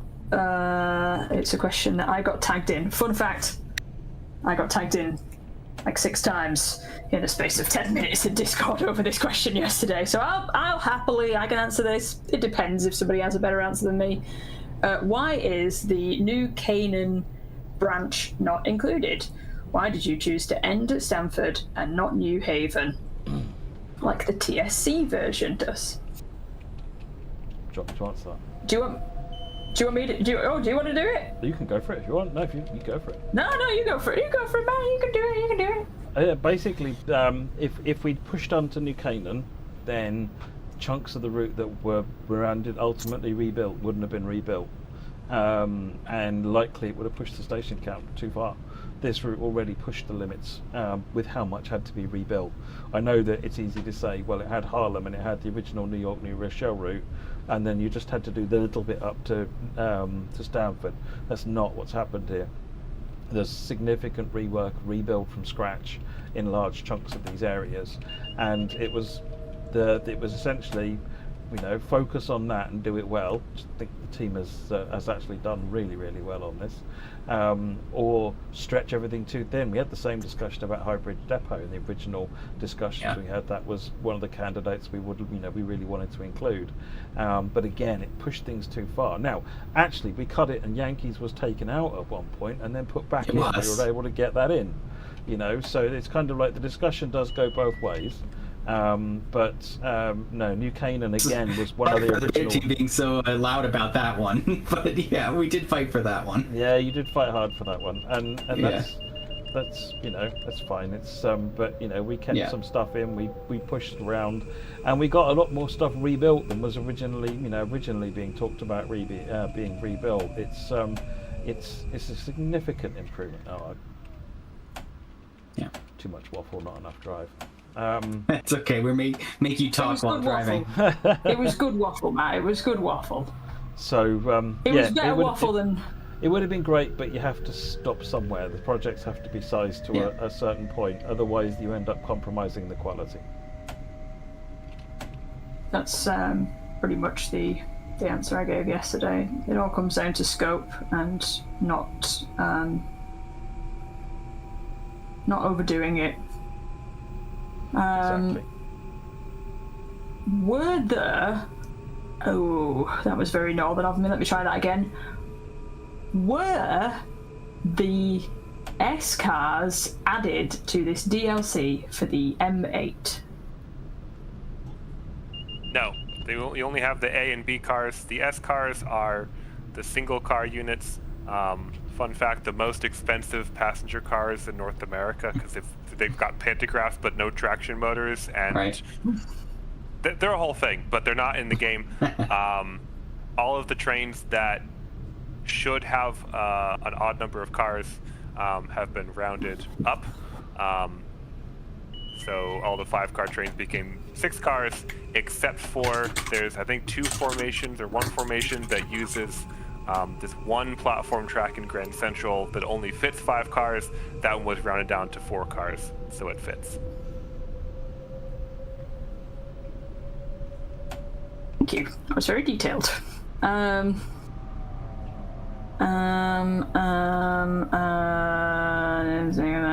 This one. We've had this question a bit as well. Does the M8...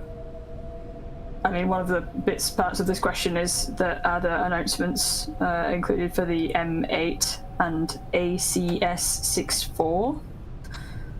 Yes and yes. Yes. Yeah. Yeah, so the ones I could talk about the ones in the M8. So they're like the real thing. So there's 3 announcements in there. There's when you're approaching a station, it'll say what the station is, and then as you watch your step as you get off the train, there's an announcement when you stop at the station, which announces what the station is and what the next station is. And then when you start again, there's a 3rd announcement which just says what the next station is going to be. So, and it's the wording is the exact same as in the real thing. So the audio team did a fantastic job, and not only getting the words correct, but getting the voice pretty similar to how it actually is. So that came out really good. It's it sounds fantastic as well. They were very popular in the chat earlier. Next one is train faults. Train faults. Why aren't train faults included? We've got an answer on this one. It's basically that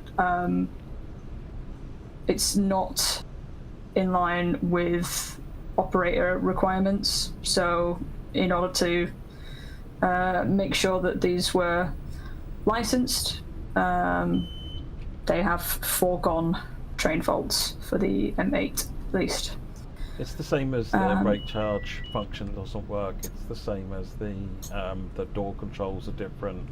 It's the same that there's no fuses on the back. These are MTA requirements, which are safety and security requirements, because sometimes there are people out there, I know it's hard to believe, but there are people out there that will get ideas and do bad things, and so they don't want to provide any additional incentive or encouragement for that, which makes total sense. So it's that's why there's none of those functions on here.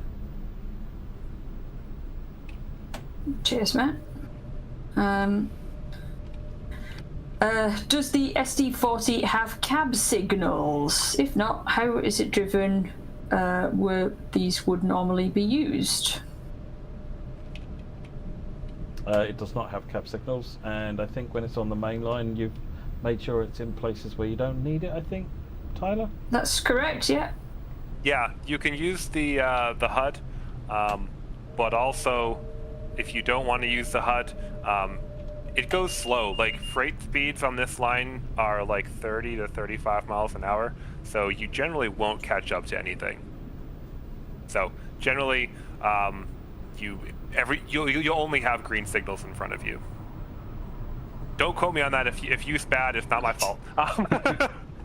You never know, but definitely use the HUD.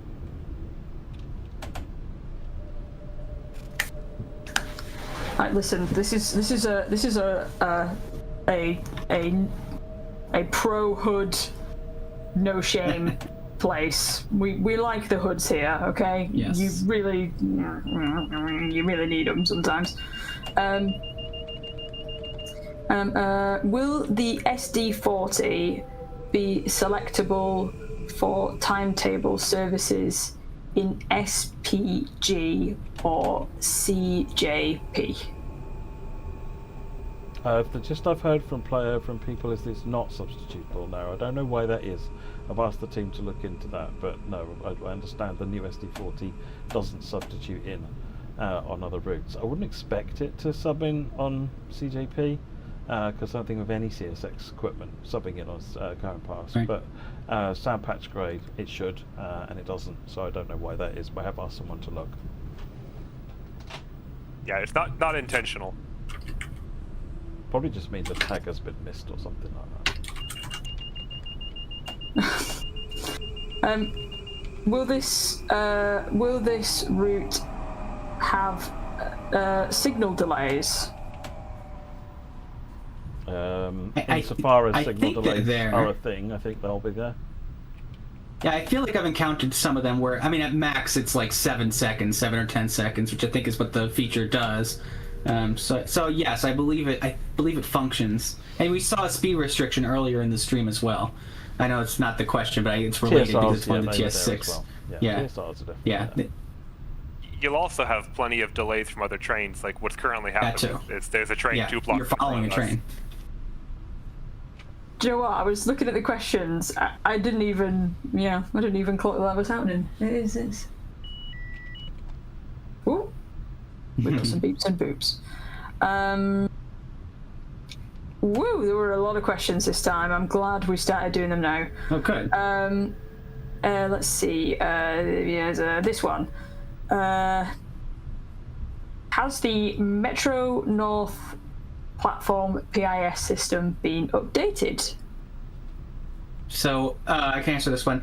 So at the time, there was a lot of dot matrix displays on the route. Remember, this is supposed to be 2015. So what the team decided to do was pull in from LIRR2, the extended one, the newer one. They pulled in those dot matrix displays, the orange on black, and they work pretty similar to how it's done on Metro North. They are LIRR's version of it.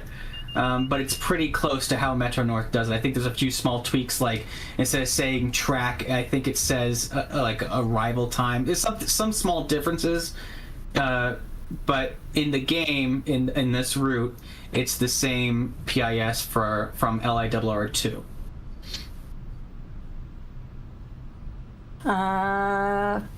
Perfect, thank you.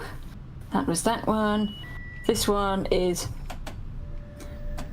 Why is it? It's always when I'm about to say a question, it's beeping at me. Was the Park Avenue Tunnel redesigned from Harlem Line or reused? It was. So it was. It's mostly the same. I know it got new lighting, the entire stretch. The lower level is brand new, so that has all new pillars and walls and details down there.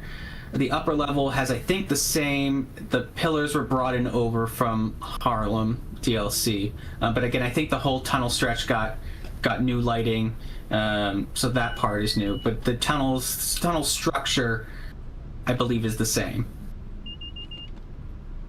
Yes, that's pretty much what we've got here. Is that it was reused, but there were asset upgrades and the lighting upgrades as well. The interlockings in Grand Central's tunnels just before entering the actual train shed is dark, but not as dark as it was in Harlem Line. The real Grand Central tunnels have a small bit of lighting, no lighting. Was this added? So are they saying it's too dark or too bright? We had discussions about this, what the lighting levels should be. I think we found the happy medium with what ended up being in the game. But I was always advocating for it to be darker. Others thought it should be brighter. But I think we ended up in a good spot where it's representative of how the lights would look at this time period. So I'm just not sure if the question's asking if it's too bright or too dark. Let me try and...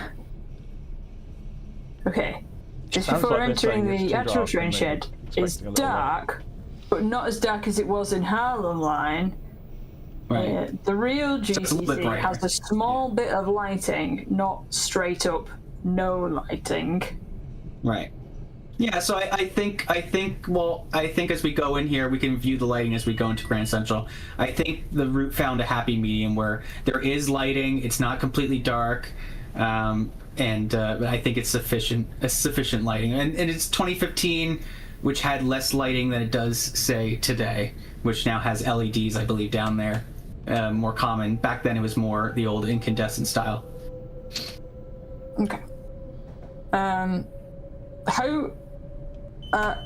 How much work went into improving the cityscape along the Park Avenue Viaduct? Oh, just in time. Yeah, just in time. Look ahead of us. Yeah, so this is one of the new things. Yeah. So the team added neon lights or LED lights to the building in front of us. It looks really cool at night. And then when we cross the bridge, we'll actually see that if you look to your right, if you go to the external cam and look to your right and left as we cross the bridge, you'll see other bridges have lights on them as well, which was added for this route. And then also you could see just in this image, we could see the Midtown skyline, which is a lot of new buildings placed, and they have lights on them too. Yeah, so you see there's drawbridges over here, not drawbridges, the swing bridges have lights on it in both directions. Also a fair amount of new ambient lighting in this area. I did a full lighting pass on everything that was deep copied from Harlem, trying to add light wherever I could. The thing about adding lighting is expensive, because any lights where their area of influence overlap each other requires computation of what it should be. So you can't just spam lights everywhere and not see performance effects from that. So we're really careful when adding lighting to not alter the performance of the route. Well-timed the effect question. is sort of exponential from what I remember from my experience when I was playing with it as well. 3 lights overlapping is ridiculously more expensive than 2 lights overlapping, and no lights overlapping is virtually free. Well, not actually free, but it's close enough compared to the minute anything starts overlapping. And you'd say, well, let's just not overlap, but then you start getting these weird pools of light. You kind of need to overlap a little bit. Street lamps are like the main thing, and pretty much all these street lamps here at least have one overlap with each other, if I recall correctly. Yeah, or else they look like pretty clear circles, which we didn't want to. We didn't like the look of. Oh yeah, lighting has a big impact on performance, Ranish. Yeah. Yeah. Even using the cheap lighting that's going, we're not using shadow casting lighting in almost all cases. Shadow casting lights are an order of magnitude more expensive again. There we go. Look, there's your corridor going down to 125th. Mm-hmm.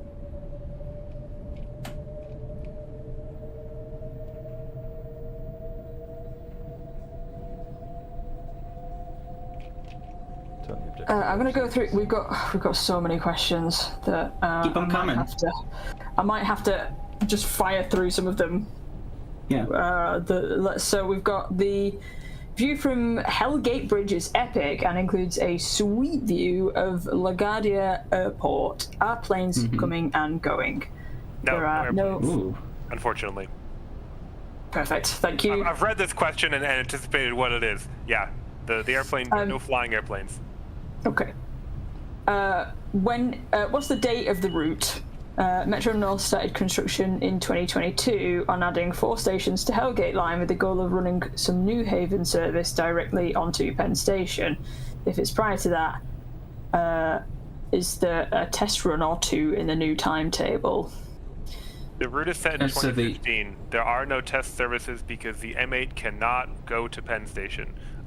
It is not compatible with the voltage south of the Hellgate Bridge. Yeah, there are I did look into it. I wanted to do one of the scenarios. Yeah, we tested it, yeah. There are 3 we tried to different take an M8 frequencies down there, and you can't. AC power that are used in the area around New York. 2 north of New York and 1 south of New York. It's in such small areas. So yeah, there's some serious compatibility issues in reality there. In reality, in real life, yeah. We could make the game M8 go to Penn Station, but the real M8 cannot go to Penn Station under its own power. I think it was. I even think the one in game point, but yeah. I think we tried with the Route 1 in game. I think it's realistic. You can't take it to. It doesn't work under the voltage in the Penn Station area, so I don't think it works in game either. So the answer to the question is 2015. No test service. No station construction. What I will say is the timetable is January 2020, which is a pre-COVID timetable because that's when we had really good data for. And I'll say the schedule, even to this day, is pretty similar to how it was pre-COVID. There's a couple less now in reality, but 2015 and 2020 should be very similar in terms of timetable. Maybe formations are slightly different. Maybe certain times are adjusted, but overall it's the same timetable that you would find in real life in the time period. All right, Harry, what's next? What's next? We were on planes, timetable. This one, that one, we've technically answered that one.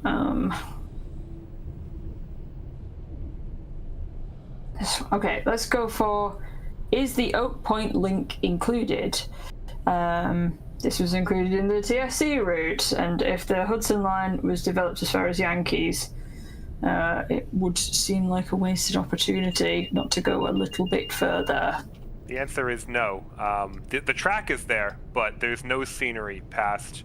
To go to about there, I think. Basically, right there, right where the end of that blue track marker ends. That is the playable boundary. The track is there, but there's no scenery, and there's not touchable scenery that would be appropriate for a player to drive along. It kind of follows on from what Matt mentioned earlier as well, about scope and knowing when to stop. Yeah, we would love to include all of New York in the route, but we just don't have the time and budget for that. Yeah, I think if we did that, I that would be. I think my PC would explode, honestly. Like I have a unit of a P. Oh, that would be such a long preview stream as well. I didn't even think about that. Like, look, we're on 10:30 already, and this isn't even all of New York.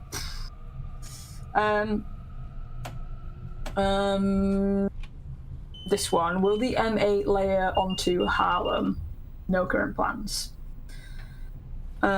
Will the SD40 be tweaked to reflect the notched snowplows as used on the units that typically operate on Metro North territory? No. Okay. Will the AC44... We're getting some no's, but we've got a yes coming up. Will the AC44CW layer, as they are frequently used on freight ops in this area? No, and they were not frequently used in 2015, which is why they don't layer. Okay. Will there be stone train services using CSX equipment rather than P&W? Yes. Heck yeah. We have a yes. And they're split. Earlier in the stream, I talked about how the freight line over Hellgate Bridge is 10 miles per hour. that is split into a different service. So it's two parts. One part is Hellgate Bridge to essentially the east end of Oak Point Yard, where that lead joins back into the main line, and then part 2 is from there to Stamford. So if you don't want to drag your train over the Hellgate Bridge at 10 miles an hour, you can just skip to part 2, and then go all the way up to 25. Nice. Woo! Yeah. I know. A demon of the tracks. It's fast. I'm not sure what we do with all the speed. We've answered that one technically. It's the same question, different font. It's busy route. What questions? We've also answered this one about performance on Xboxes. Performance currently being reported. Yes, we like.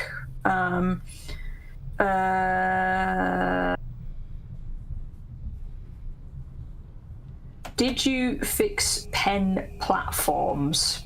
I don't know what the thing was. I think those were fixed. I think those were fixed at least for Morristown. The one that's misaligned, how the platforms and the tracks are misaligned. I felt like that was fixed. Yeah, we fixed that, and then this was a long time ago. A previous release version of the station. Yeah.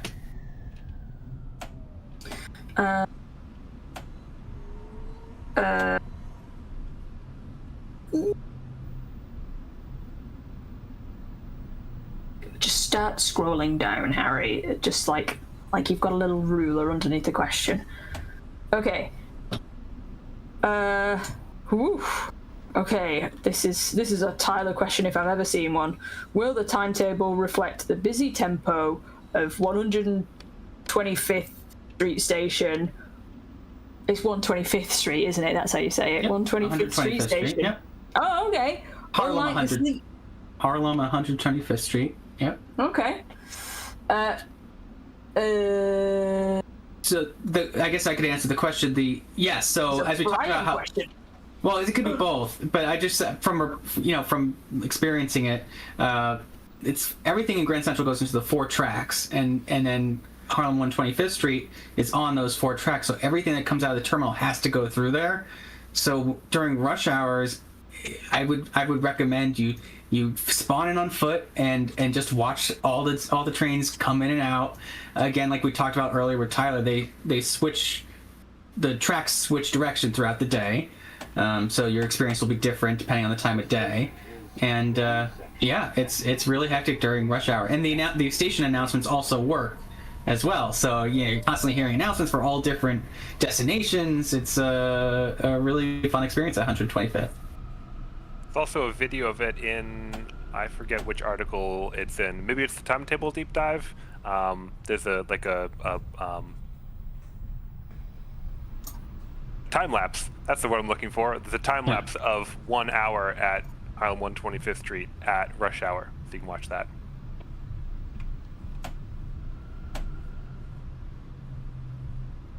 Perfect. Thank you. Easy one.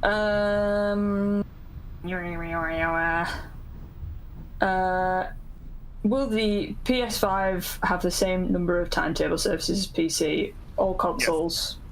Yeah, all consoles have the same number of timetable services. Will the services that are usually served by push-pulls be substituted by M8s, or will those specific services will be excluded for now? They are excluded for now. Okay. And that is not a hint. Yeah, it's not a hint. They're just not. Yeah, they're not. We're not replacing them with M8s. Is the answer really? Do we have one final question? I think it's about announcements. When will the upgraded? It's the answer is a long answer. Okay, I was like, it's a long question. Okay, no. When will the upgraded ACS 64 and Amfleet vehicles arrive on old routes? Why can't the new improved version of the locomotive be immediately integrated into the old routes? Should work by substitution, Well, shouldn't it? Well, yeah, I think it worked. I think the Stamford. I tested this on Trenton actually. The ACS 64 works on Trenton. It even has announcements at certain stations, like Penn and I believe Newark. I think I heard it too.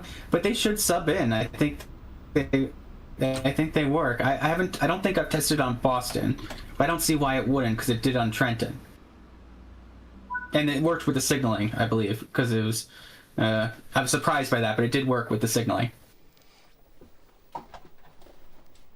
Yeah, the answer for this one we've just got as the ACS 64 and AM fleet is playable on NEC Boston, Worcester, Morristown, and New York Trenton. If you select Stamford once on those routes, you will have suspension. However, you will not have announcements.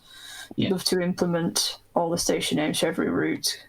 It's just a very large task. It is a big task. I believe it does announce New York Penn though. That did happen when I was trying it out. So the stations that are close to the Stamford route, it'll still say that, but the other ones it doesn't. But still, you get suspension, and it's the newest version of it. So yeah, it's good that it substitutes. Tyler, where can I get to one of the lifters? Go to Mott Haven. I'm not sure if there's a spawn point or if you have to. Oh, there it is. Yep. There is. Oh, and go at like 8:30 or like 8:20, something like that. Hey, whatever it is, 8:10. Yeah.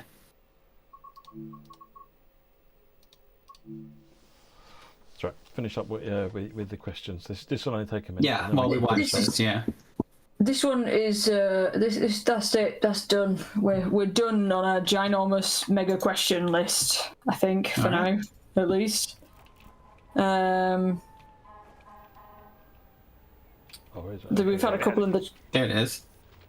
Yeah. Is there anything from like the chat? Yeah, we've had a couple in the chat. We've got. Do we know if the Acela will get announcements and guard mode?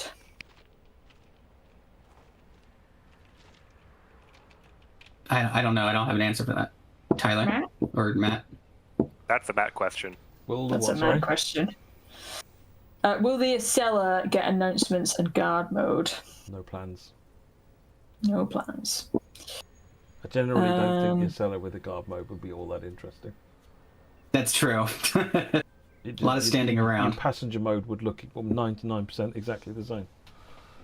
But announcements would be nice, but no plans. Let's see. Here's one of the shorter sets that Tyler was talking about, by the way.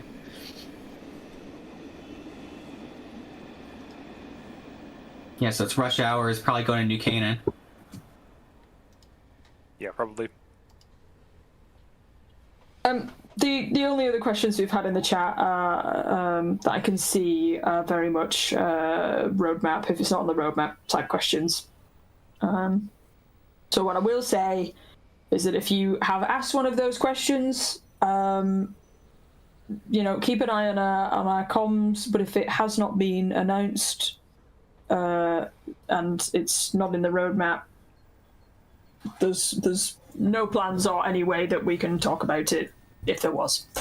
So that's just a very vague thing. If you've asked anything about future content, it's the number one thing whenever we get asked about future content is oh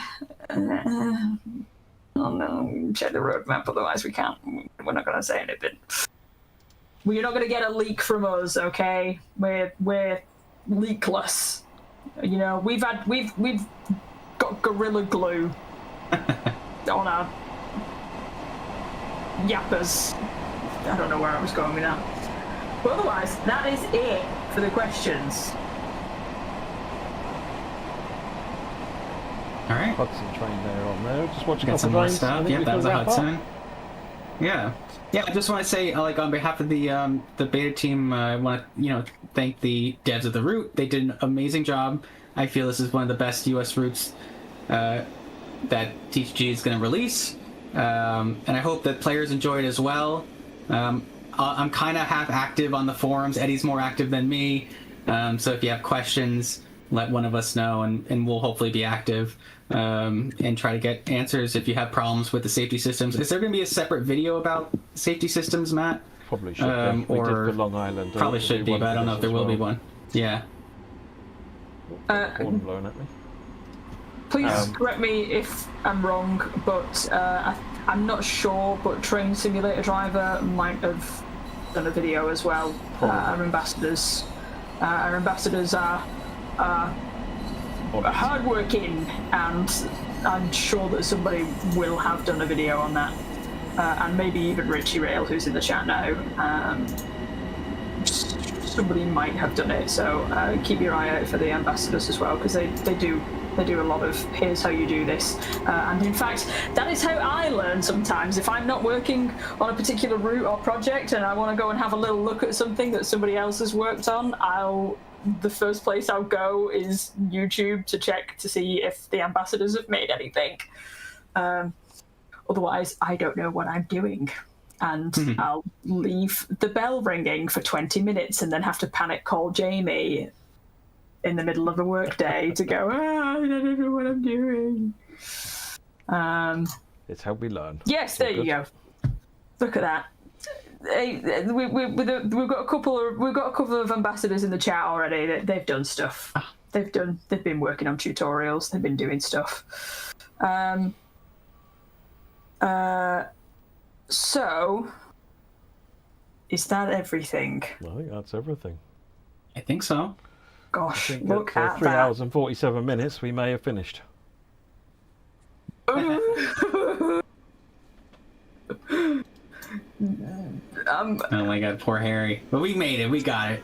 Oh, it's fine. I like doing the live streams. It's just that because we're consistently very busy, and you know, with me, I'm very much like no, it's fine. I'm very much like oh well, if it was an extra half an hour or if it was an extra hour or something, like I'll not take that back because I like my job and I want to make sure that I really don't like if I ever have like time off or anything, I'm unfortunately attached to the hip. My phone is just in my hand all the time and I'm checking Teams and I'm not really having even though I get told off for it. They're like, go away, you're ill. I'm like, yeah, but I like knowing. I want to know what the tea is. What's the tea? And they're like, go away, Harry, leave us alone, go be ill. So that's the only reason that that I tend to hop off the live streams. I love doing the live streams. Spending more time with Matt. I'd offered to do this one. I'd offered to do this one on my own. Harry was like, no. I want to do it.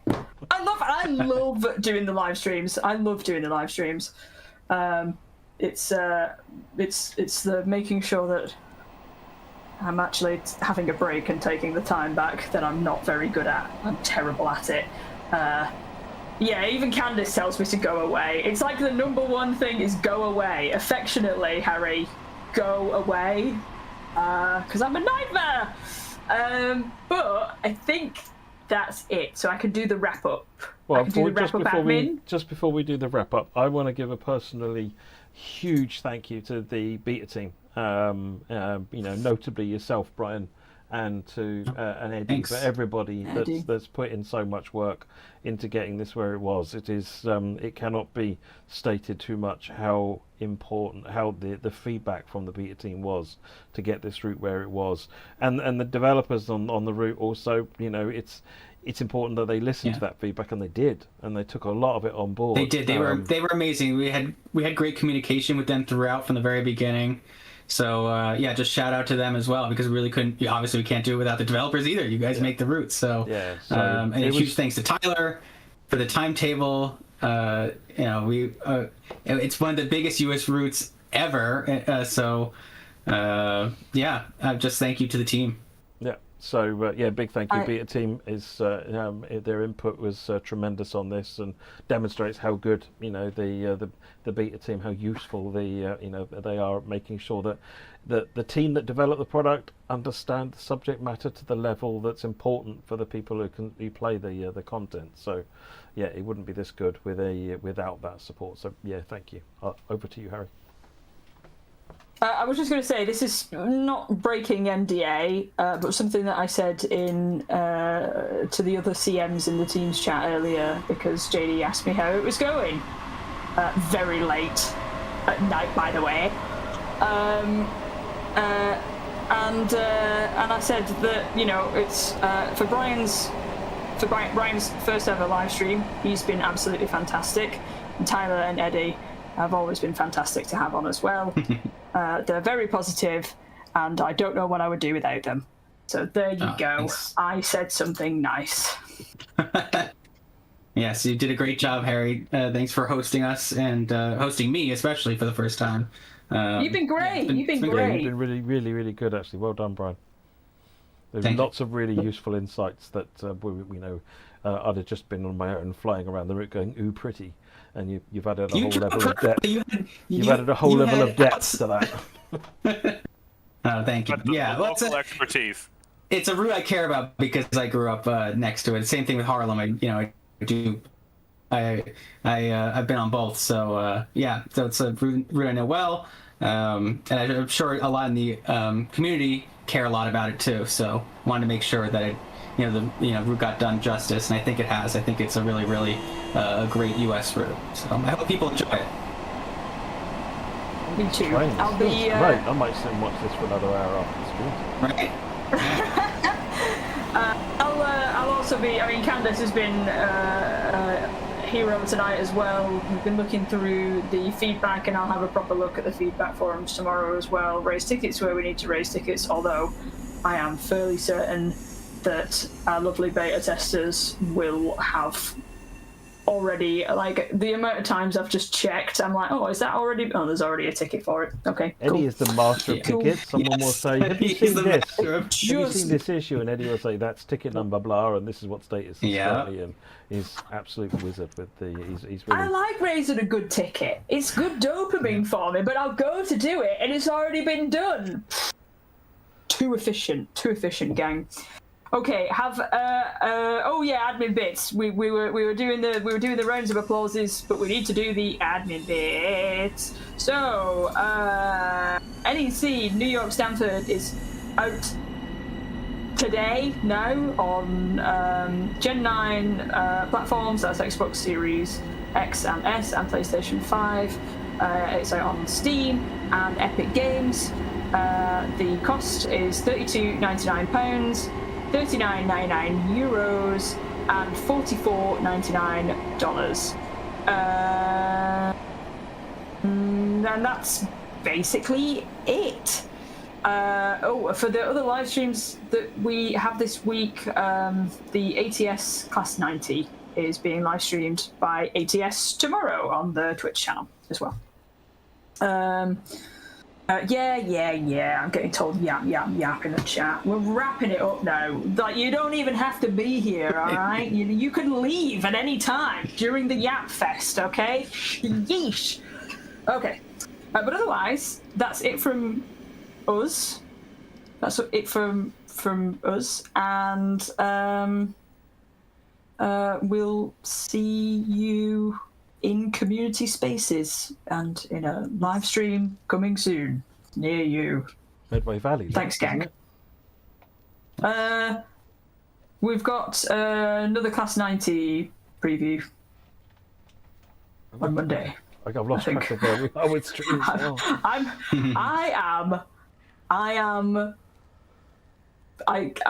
There's a bunch. There's a lot. There's a bunch keep of an eye stuff out happening. on the forums and social, and make sure you're here. That's it. Yes. Yeah. That's it. All right. Night, everybody. Good night. Night, everyone. Good night. Bye, everybody.